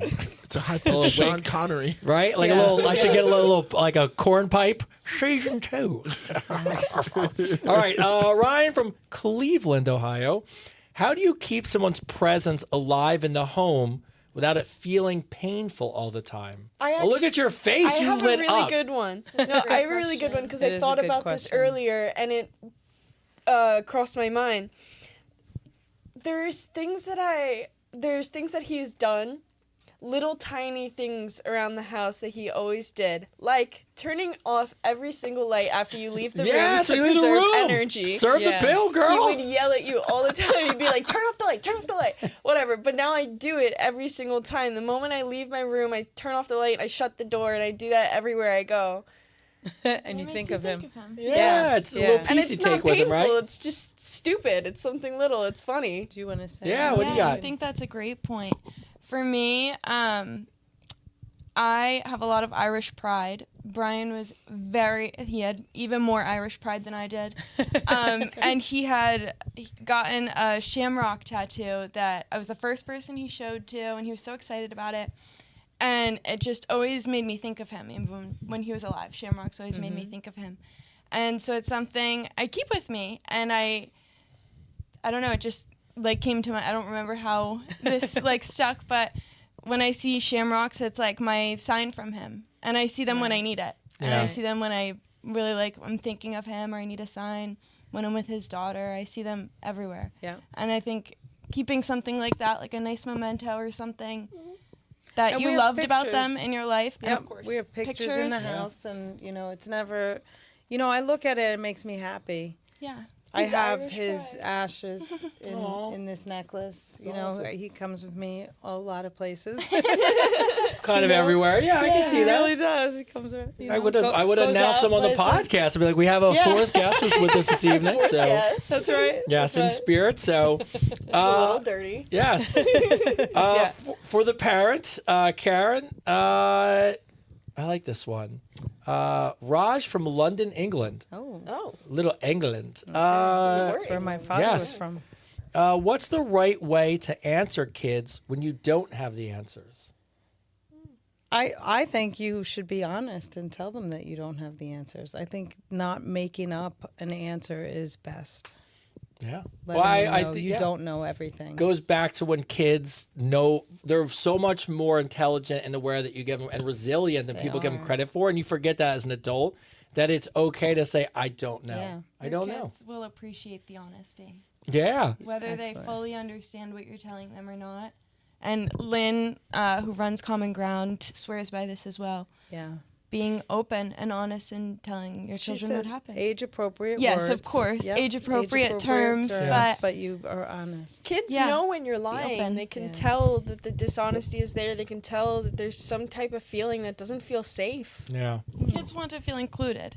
Oh, You yeah. feel very neglected as a child when they won't include you in on adult topics and complex things that they think you won't understand when Right. you probably will. Yeah. If you gave me the chance, I probably would get it. Yeah. So it's important to give them the chance to get it. I know on Advice Unfiltered, I tend to use very age-appropriate language on here, so I apologize to both of you, but it's age-appropriate for me. It's for you two. This comes in from Honolulu, Hawaii. Kai. Oh. Kai writes in, what's one small thing I can do on hard days that actually help? Go on a walk. Okay, go on a walk. I think it's different for everyone. Again, you have to feel out different things that work for you. But unfortunately, all the little stupid things that sound so corny and sounds like, that's not going to work.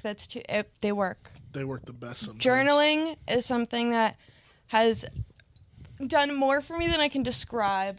I swear by journaling, but some people might not. Some people might love to walk or breathe or make music or, whatever. I think find your easy, accessible thing that really calms you down and makes you feel at peace. Maybe it's art. Yeah. I have a Whatever couple- it is. Because Find a healthy vice. when I was in a real bad way and I was really depressed and I couldn't see the world as it was, I started doing photography because the world looks so much prettier through the lens. It looked like I could actually live and breathe in that world. I know how I have so many. I've started photography. Yeah. I started photography because the pain of not being with my son.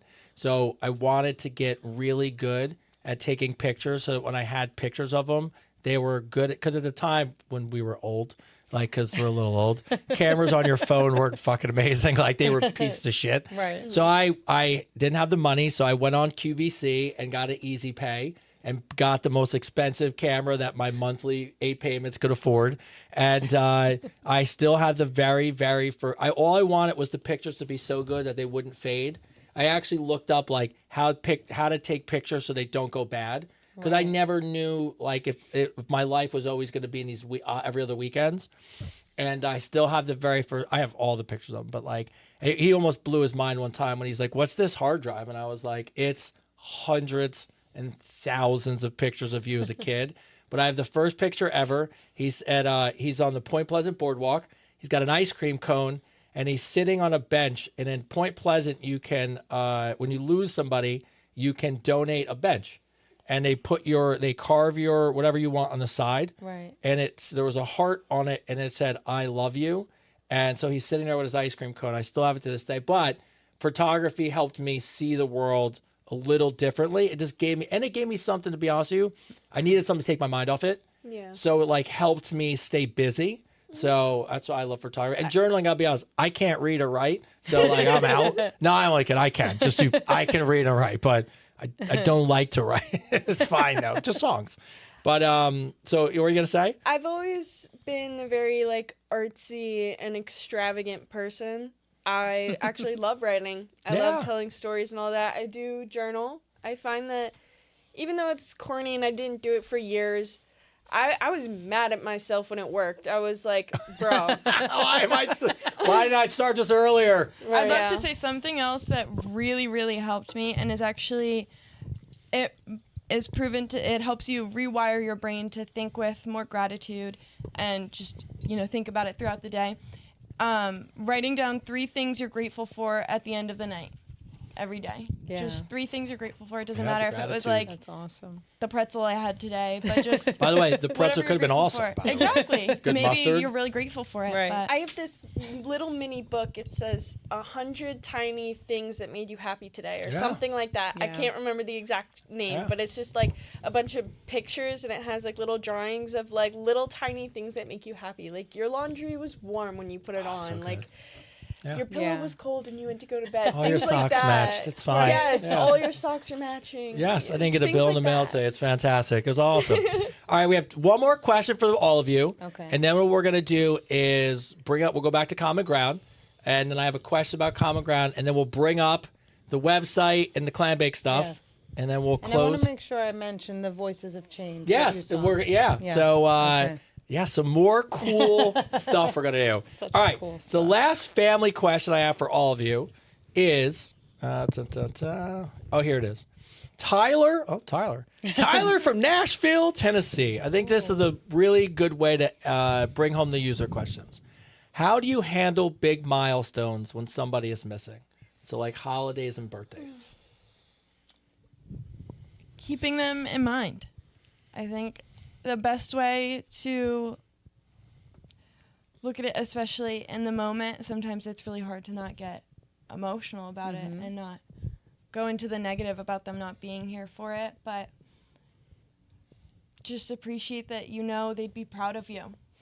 Wherever they are to you, everyone feels differently about their person and whether they're looking down on them or not, but just keeping them with you however you can and looking at it in a positive light that, even though they're gone, you're still doing your best for you and you're still hitting these great milestones. Brian always said that he was so excited to see us grow up and to see us succeed and all that. And it's hard that he isn't here to see it, but I still do think that he's somewhere watching us.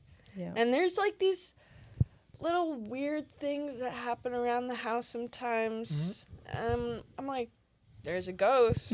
Brian. Brian, would you stop messing with the Wi-Fi, Brian? Like, I'm trying to get work done. Right. Right. So, what about you? So it's funny. The first couple holidays after Brian died were really difficult, and I remember vividly my kids making them amazing for me. I mean, I remember letters that Mia wrote to me that said, Brian's not here to do this for you, and I'm going to do that, and write just absolutely beautiful letters to me that would have come from Brian. Right. And they're just so heartfelt.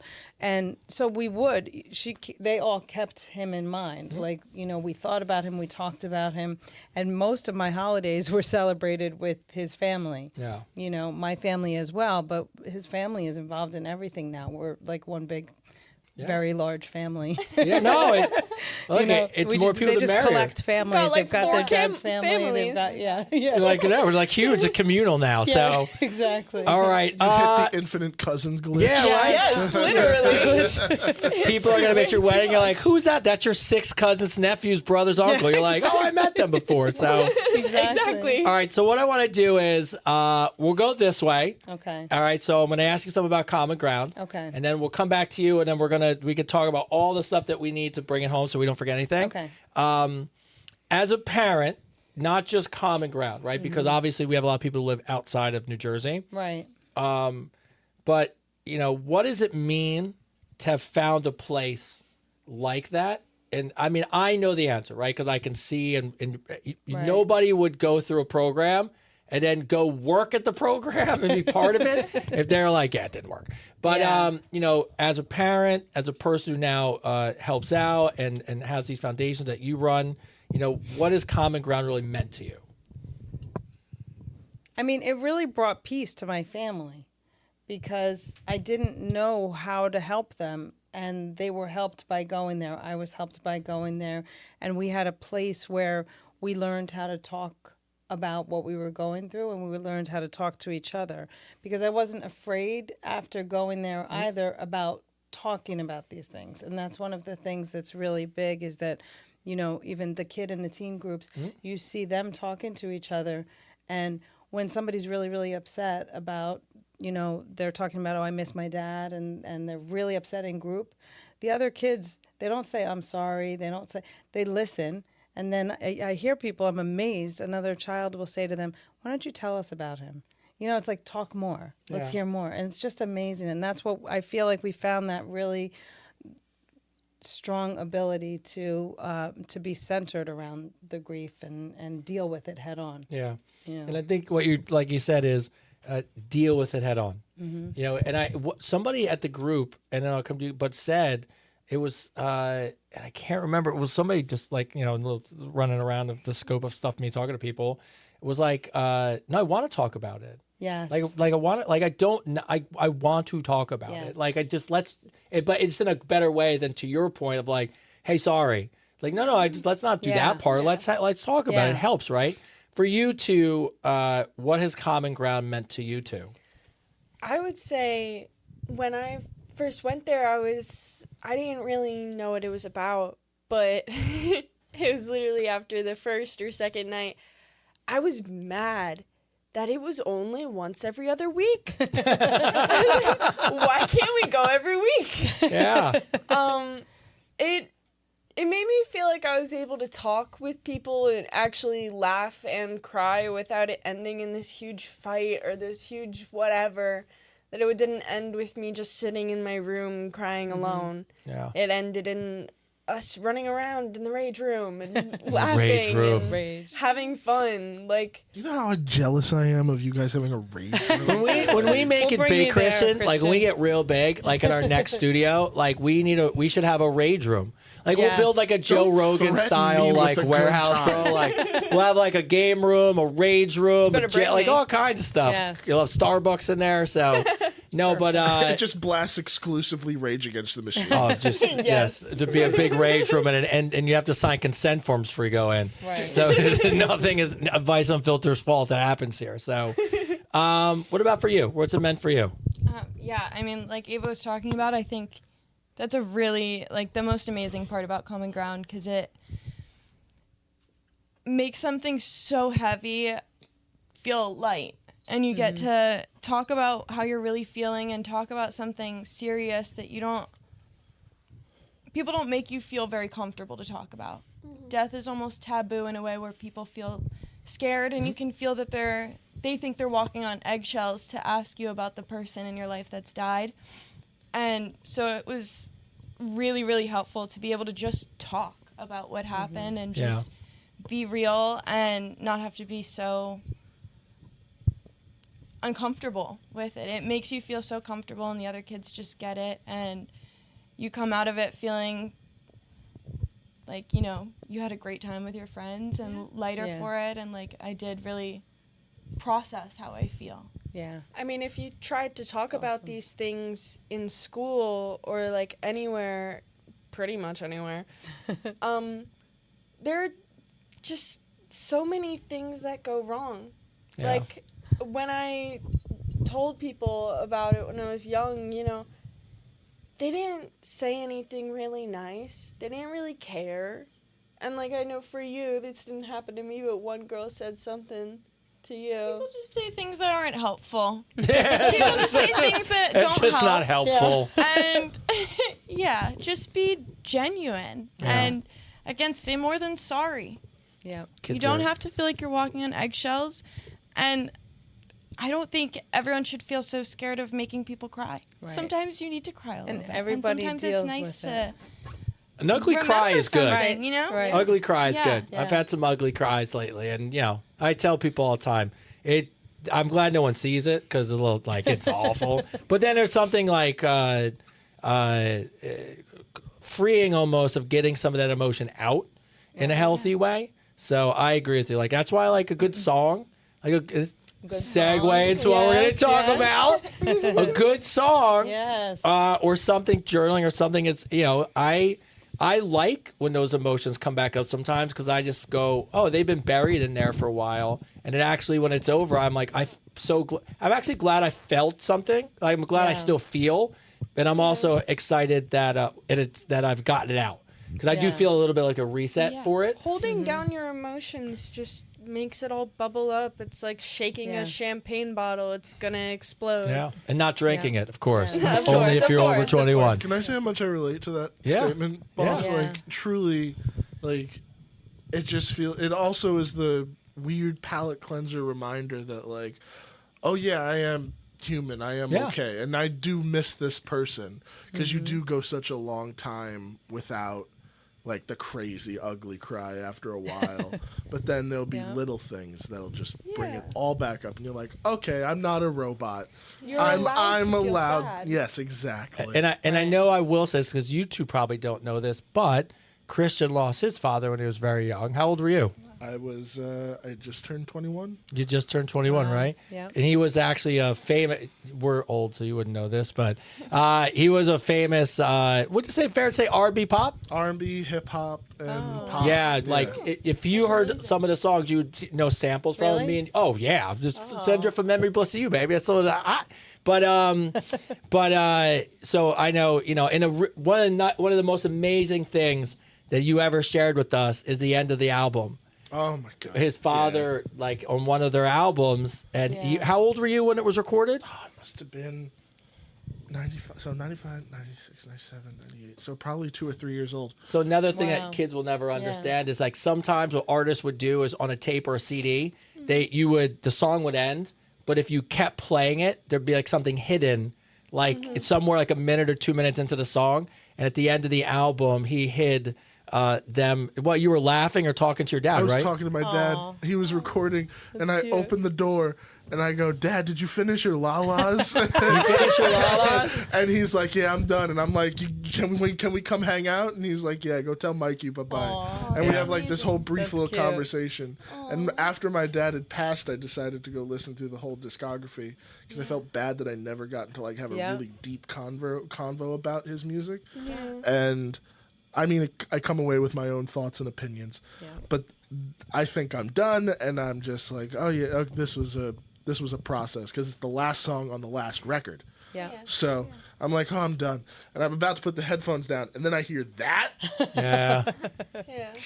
got the ugly cry. Yeah, the whole my neighborhood became a water park that day. It was, but yeah, no, it was. It's very special because I will say that I'm very lucky that I can still find clips of him and hear his voice and do things like that. But then the crazy thing that I get on almost every day, I posted a video talking about my dad.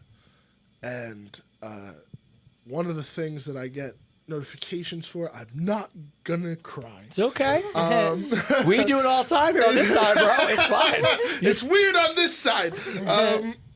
Is comments from people telling me how much he meant to them. Like, oh, PM Dome was here for this, and this in my life. And how much we loved him and all this type of stuff. And then there's occasionally that one that comes through that loves to troll and stuff like that, where I'm like, that's why I get jealous of you guys that had the rage room, because I just be like, you son of a... Johnny 45 from Tampa! I hate you! So, but that reminds me real quick, is I remember I used to, as a little kid, I used to make vlogs. Like when I was really young, I used to just record everything I did. And I would record me making slime with my stepsister and all of this. But I was looking through my camera roll one day, just looking at random things, and I was showing my friends these stupid vlogs I would make when I was a little kid. And this one is me in Disney when I'm like, how old was I? Like 4? I don't know. Whatever. But I'm recording and I'm talking and I'm babbling. And then I hear him say in the background, do you need me to grab you a sweater? And I was like, wow, I just realized I forgot his voice. wow. That I haven't heard it in that long. And there's a clip that you still have, so. Yeah. Common Ground and Music for All Seasons. So if you don't mind, Christian, can you pull up the clam bake? So let's talk about this first. If you don't mind, and then we'll go into Music for All Seasons. Then we'll bring the show to a close with our video. So, all right. So, can you tell us what's going on June 11th? Clam bake, baby! Everybody come to Martel's Tiki Bar. That's our annual fundraiser. Yeah, you guys are on the side. Yeah. All of Karen's been blocked out. That's all right. It's fine. It's all good. No, you're fine. You're just gonna leave. It's all good. Blocking everyone. The families that are helped by Common Ground do not pay for anything. And in order to keep this going and to get all the services for so many families and to help so many people, there's an annual fundraiser. And this is what pays for everything. So we look for sponsorships. People buy tables and ticket costs, and we sell 50-50 raffle tickets, and so we'll have the link up for the sponsorship information. You can reach out to commongroundgriefcenter.org. Yep. And let us know if you want to sponsor and come to the event. The event is fabulous. It's a lot of fun. It's at a lot of Martell's, fun. which is a lot of fun. Yes. It's a DJ and guess what? Side note. So Tony and Chris are going to be involved, and they're going to be. I like to think we're emceeing is like a thing. Yeah. I like to think that a microphone will be on stage. At some point, there will be a microphone in front of Tony, and he'll be telling Chris what to do. Yes, and I believe if the money's right, it'll be a lot of fun for a lot of people. Yes. So, but look, in a really good way, these organizations, I went there. Tomorrow I'll put up the sponsorship information and I'll share some pictures and some videos so we know that it's out there. We'll share it out to the world. But, I always say it's about donations and sponsorships. Sponsorships, if you're a business, you're looking to get in front of the right people. You're talking about over 1,200 people at these things. Martell's is beautiful in June. Let's be honest. It's an excuse to go do a clam bake, which is awesome. Yes. And potentially see some other Advice Unfiltered things that will happen, which is cool. Oh, and Daddy Pop is playing. Oh, Daddy Pop's playing. There's a DJ. I mean, come on, people. But two things are important. A, if you want to sponsor Hate Great, it's awesome. But then I also tell people, look, there are a lot of great causes, do a lot of great things, but even if it's a simple donation of $5, like anything helps. And I went there on purpose to see it all, and it is rock solid, amazing. The lady who runs it is Lynn Snyder. Yes, I wanted to make sure I didn't get it right. So she is incredible. And she just kind of just talks about it like it's no big deal. Like, I went over here, raised $1 million, bought another house, got some things. I've helped thousands of kids. I'm like, wait, slow down. How dare you be so casual about she was that? like, I always thought that when people are more interested in me and Chris, are like, we don't do anything on the scale of what you do. You're like, you're amazing. Yeah. We're just in my basement. It's like so different, right? So can you tell us how that goes into what the bigger thing that you're actually, like your foundation, right? Or is your family? Well, so Music for All Seasons was founded by my parents. That was founded in 1991. Wow. And the way it was founded was because my parents are both concert pianists. Okay. And my mother was playing a series in California of concerts. Okay. And she called a nursing home and said, I'd like to play my pieces and just practice them publicly. Do you mind if I come and play them at the nursing home? That's awesome. They said, of course. So she went there and she saw just an amazing reaction from the residents. She saw people dancing and singing and moving that hadn't really moved much. And the staff was amazed at the reaction from the residents. So she went home and said to my dad, there's a need here. We've got to bring music to people who are confined. And that's how it started. Okay. So it originally started that way, that they brought music to people who were confined to nursing homes, convalescent centers, children's hospitals, women and teens that had been victims of domestic violence that were in shelters, women and kids, and prisons too. So they brought music to them, and it was very cool. Yeah, like really interactive programs, professional musicians. All the musicians that are employed by Music for All Seasons are paid. They're paid a living wage. They're not volunteers, and they go into these places and play these amazing interactive educational programs. So that's how it started. Okay. And then they have an offshoot that started the Voices of Valor, Voices of Change, and Voices of Empowerment. Yep. So Voices of Valor was helping veterans, and veterans to basically, they would create music together. So they'd bring groups of veterans together with a musician, a songwriter, and a psychology mentor. So that when the heavy things came out, there was somebody there to process that with them. So they'd have a group of 10 to 15 people. They'd create a song together, and it was their collective experience. So it could be what they dealt with coming back and maybe not being that supportive, what they dealt with at war, the PTSD, whatever it was that they felt that was speaking to them, and they brought it all together into a song. And they have written 90 songs, these veterans. So the Voices of Valor programs, they're 8-week program, and they've done 90 of them. Okay. And then we started with Voices of Empowerment with the Juvenile Detention Center. Okay. And then Voices of Change is newer, and that happened after COVID and trying to help teens process where, you know, sort of the loneliness and feeling not disconnected. So they did Voices of Change in the Boys and Girls Club, and this is the first time that we brought it to Common Ground. So now Voices of Change. That's why I saw you sing. Voices of Change, and they're in the process, in the middle of the very first one that's at Common Ground. And so they've got a group of kids that volunteered to be a part of the first one. Okay. And they're creating a song together about their. I don't know exactly what it's going to be about. It's going to be about whatever they want it to be about. I saw the lyrics, but I'm not telling nobody. And they can make it about, you know, the loss of their person, how they feel. They can make it about whatever they're going through.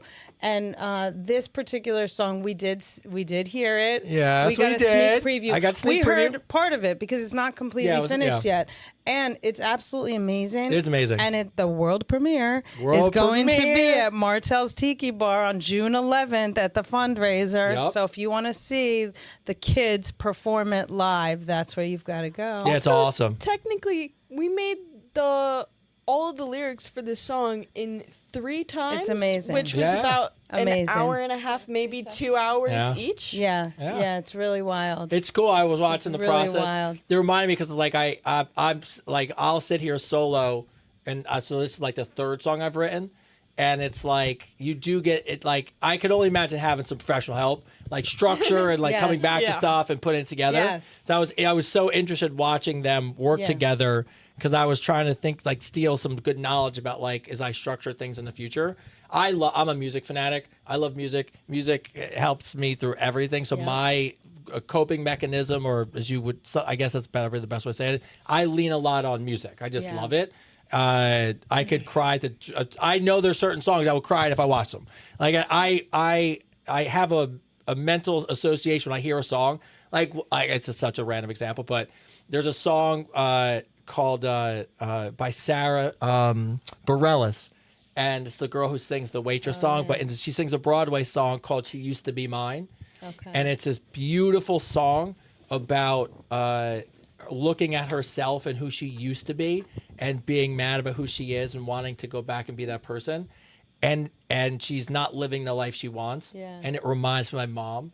And I can't break, I hear it, like I almost form a mental movie of my mom. Like, and it's so if I had to go to a movie and I put the song on, I'd be like, oh, crying a scene. Yeah, I'll be right back. Give me 2 seconds. Put headphones on, come back. I'll be at Waterworks.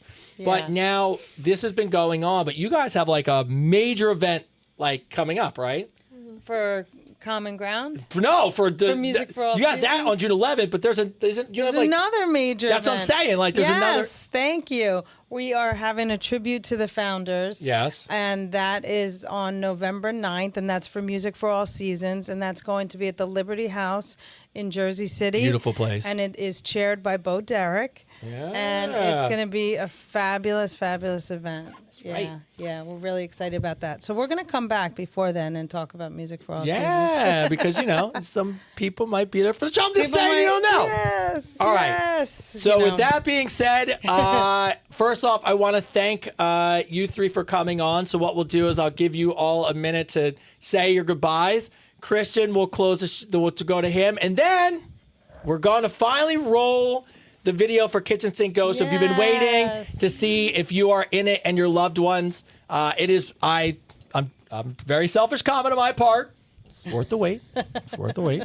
All right, so we'll start with you 2. Is there anything that you would want to say to anybody out there, whether it's somebody going through the grief, the process? Hey, look, whatever you want, floor is yours. We're going to go youngest to oldest. So we'll give you the mic first. So is there anything that you'd want to tell anybody out there in the world that could help them? I would say comparing is the worst enemy. Oh, that's a good. Comparison is the thief of joy. Yes. It's my line. Yes. I've always said, and yes, I know we're all hypocrites. We all say that, don't compare, and then we compare. Yeah. But I do say someone's worst day could be losing their Louis Vuitton bag, and someone else's worst day could be losing their loved ones. Yeah. Yeah. We all have different lives, and comparing your loss or what you have and what someone else doesn't have just makes everything a lot harder for you to be happy. Yeah. What I would say to you is two things. One, someone said that to me, and it resonates with me all the time. They said, someone's worst day is their worst day. Right. Like that, you just can't, that feel doesn't, like I've yeah, heard you say whatever that, it is. yeah. Yeah, I've said it Yeah, before because yeah. I stole it from people, but Yeah. it makes me sound smart. I always think about these statements about like being a hypocrite. I think the statements are wonderful because what it is I think in a good way, we try to come up with sayings because we need sometimes reminders of how we should act. Because we get in our own ways, and we have every human being has a tendency to want to go in a certain direction. But I think sometimes saying to yourself, "Hey, don't compare yourself to anybody. That doesn't make any sense, right?" And then it helps remind you of potentially the path you could go down. Yeah. But those are great pieces of advice. I appreciate it. Yeah. All right, the elder facilitator of the Common Grounds group. What about you? I think for anyone dealing with grief, the best thing to remember is to just be kind to yourself. Don't judge yourself. Everyone's process is different. There's no good way to grieve, and there's no normal way, and just be you. And it's not your fault. And no, it's not your fault. None of it's your fault, and there's no reason to be so hard on yourself. You're going to have days you don't want to do anything at all. Do the least that you can. You're going to have days you're a lot more productive, and you're probably very happy.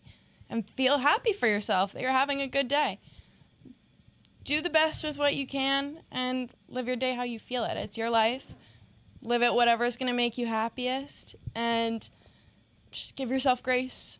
And remember that whoever you're missing would want that for you too. They wouldn't be so hard on you.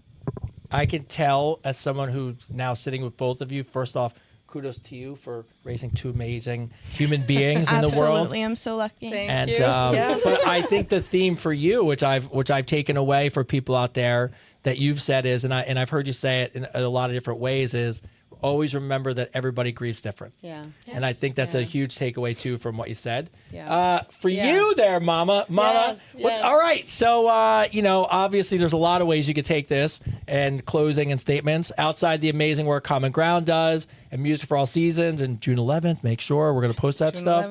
11th. Obviously the parent, somebody who's lost somebody, a loved one, yourself.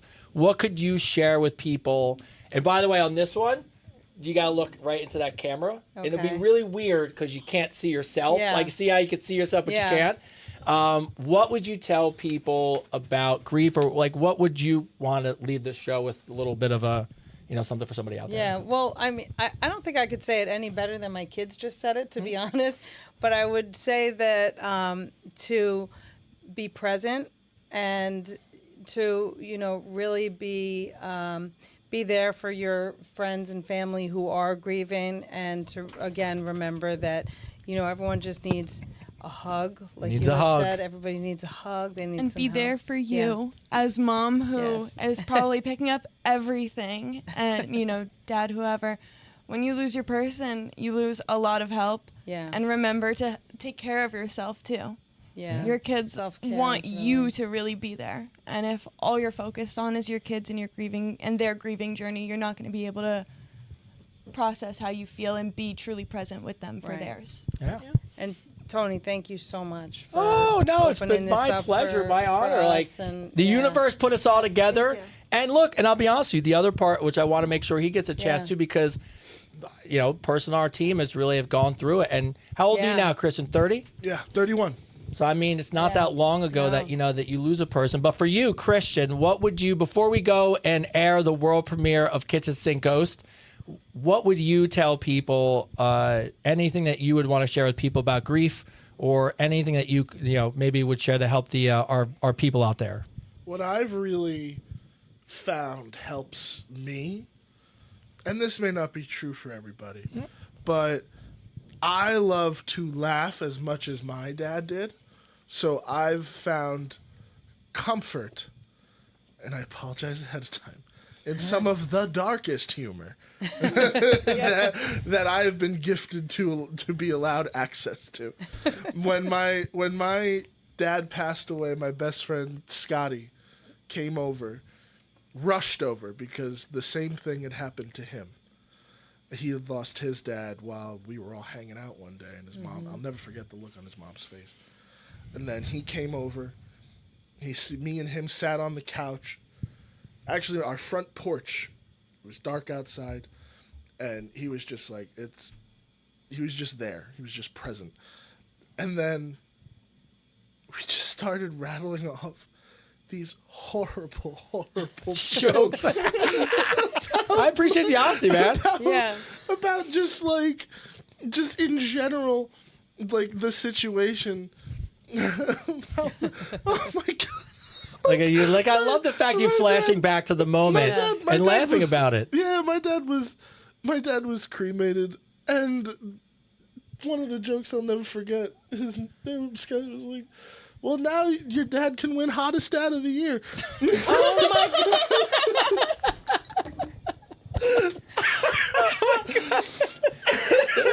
And I'll never forget because, honest to God, it was along those lines. It was one of the first times I had actually genuinely found myself laughing and enjoying the memory of allowing to be happy about these memories.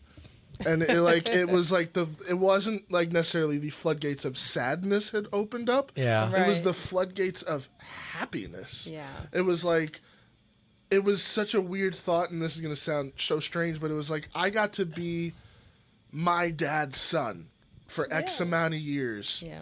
And I got to experience this amazing human being. And he may be gone, but that love will always persist. This is going to, again, corny, but Marvel hit it right on the head in WandaVision. What is grief if not love persevering? Right. And I will always carry that quote. So that's how I handled it. I love how we end on a hilarious joke. Yeah. By the way, it just goes back to as we end the show and we go to play the video. I think what it reminds us is of a couple things that I think were relatively relevant. Obviously, first off, support. I think one of the big things that I took away from this is that, yes, in the moment, it's everyone's there, but as life becomes a little bit busier, don't forget about those people. And I think what we have to remember sometimes as friends is it never has to be big. Right. Everyone who's going through grief or going through something or sickness has always said it's not what you do, it's just the act of doing it. And so it's just the text, like just checking in with you, want to see if you're okay. That could be once every couple of days, but it's so meaningful versus being like, oh, I don't want to bother them. Right. Just some genuine kindness really means so much more than anyone realizes. And I think the other big thing to take away is I've always felt this way. People don't want to be sad all the time. So, it's okay, to Christian's point, or you guys were talking about shamrocks and all kinds of funny stuff. There is a point where I want to laugh a little bit. I don't want everything to be so heavy. It's like, I that's a hilarious joke, by the way. But that joke that, like, when you're really, it's funny you're talking about because the friend had common ground, but it's like you both are like probably needing to laugh at something, and that one thing finally like breaks the ice, right? So it doesn't always have to be, hey, do you want to come over and I'll talk about it. It's like, hey, you want to get out of the house? Right. And like go do something, or go just get out and laugh and go see a comedy show, whatever. But what I take away, obviously, is the support, the family. You guys are amazing. I'm glad that organizations like Common Ground exist, but they only exist if we help and contribute. And like I said, it's such an amazing. It's a privilege to hang out with you guys and talk to this stuff. I appreciate both of you because I know how hard it has to be to talk about. Obviously from our end of it, but also I would break my heart to watch Tyler talk about. I'm sure it would. But on that note, I do want to say you've waited long enough, everybody, so I don't want to keep any longer. So I want to say as we end the show, thank you to you guys. Thank you to you all. Thank Christian. Thank you for talking about it. I know, sometimes it's very difficult. And the hilarious joke that I will be sure to cut and clip and send out to the universe because grief is hilarious. But thank you to all the people that sent pictures in and told stories. If I could do anything else in this world and just... it's so nice when people write into the show and it has nothing to do with a question or anything. It's just like, hey, shit's been tough and Tuesdays are good. And it's why I always say it's fucking Podcast Tuesday. people don't know why I say it. They probably just think I curse, and that's just generally like, by the way, I apologize to both of you. Like, it's been a rough night. You're like, wow, he's got a mouth on him. Like, you're going to go home, and people are going to be like, you sure you should give him the mic? Like, I can be good, I promise. But, you know, when I looked at all of those people that wrote in, it really reminded me how this idea of this platform and this podcast is really just to help people. And it doesn't matter if it's 1 million or 5 or 100. You know, the idea is that we just put out in the universe, and hopefully it helps some people. So this song is in that vein. The video, it will drop now. I will put it out on social tomorrow. You can feel free to download the song, any one of our songs, anywhere that you listen to songs, and you can actually clip them, and you can actually go on social media and find them. So with that being said, here is the world premiere of Kitchen Sink Ghost. And for after this, we will be saying goodnight. So thank you, everybody.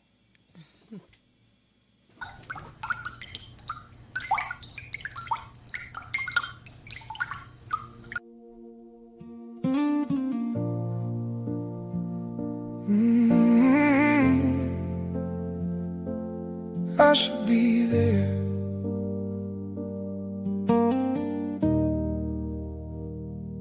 I saw you at the kitchen sink tonight. Same old cup, same quiet fight. You stared out past the window pane, like you were trying to outrun pain. There's an empty chair you won't move, still set like I just stepped out the room. You whisper things you think I can't hear, but I swear to God I'm right here. We keep holding on to what we had, like letting go means losing that. I should be there, laughing in the dark, sitting too close, lighting up your heart. I should be there, stealing all your air. God, it ain't fair. I should be there when the night gets heavy and the world don't care. You reach for me, I should be there.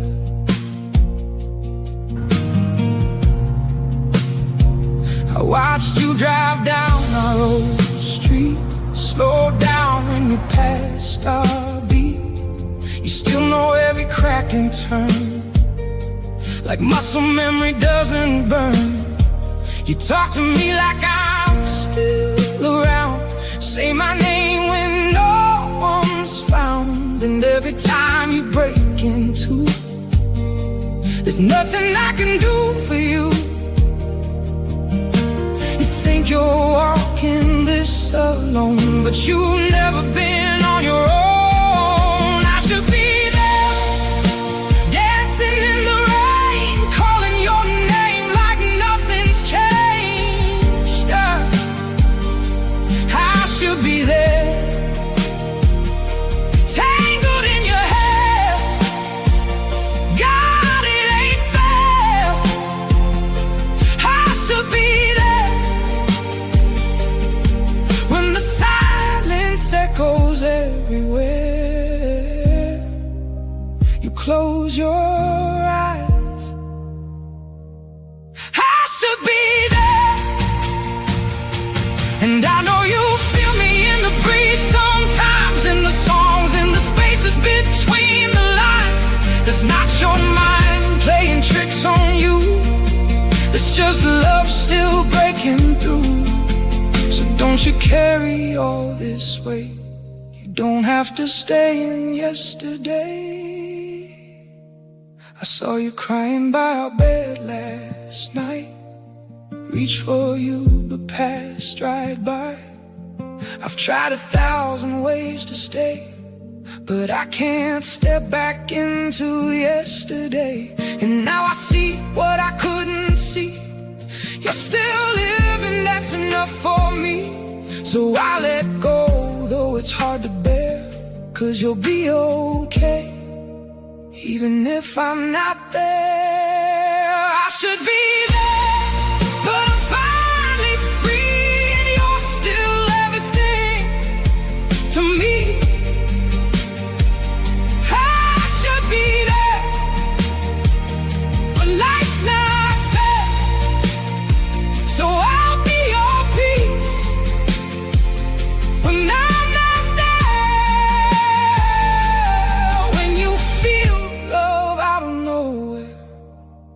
It's me, I'm still there.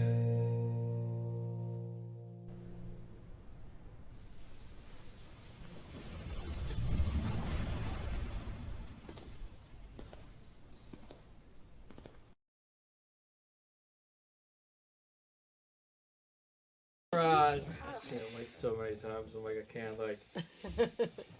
Am I still on? Oh shit! All right. Well, thank you everybody.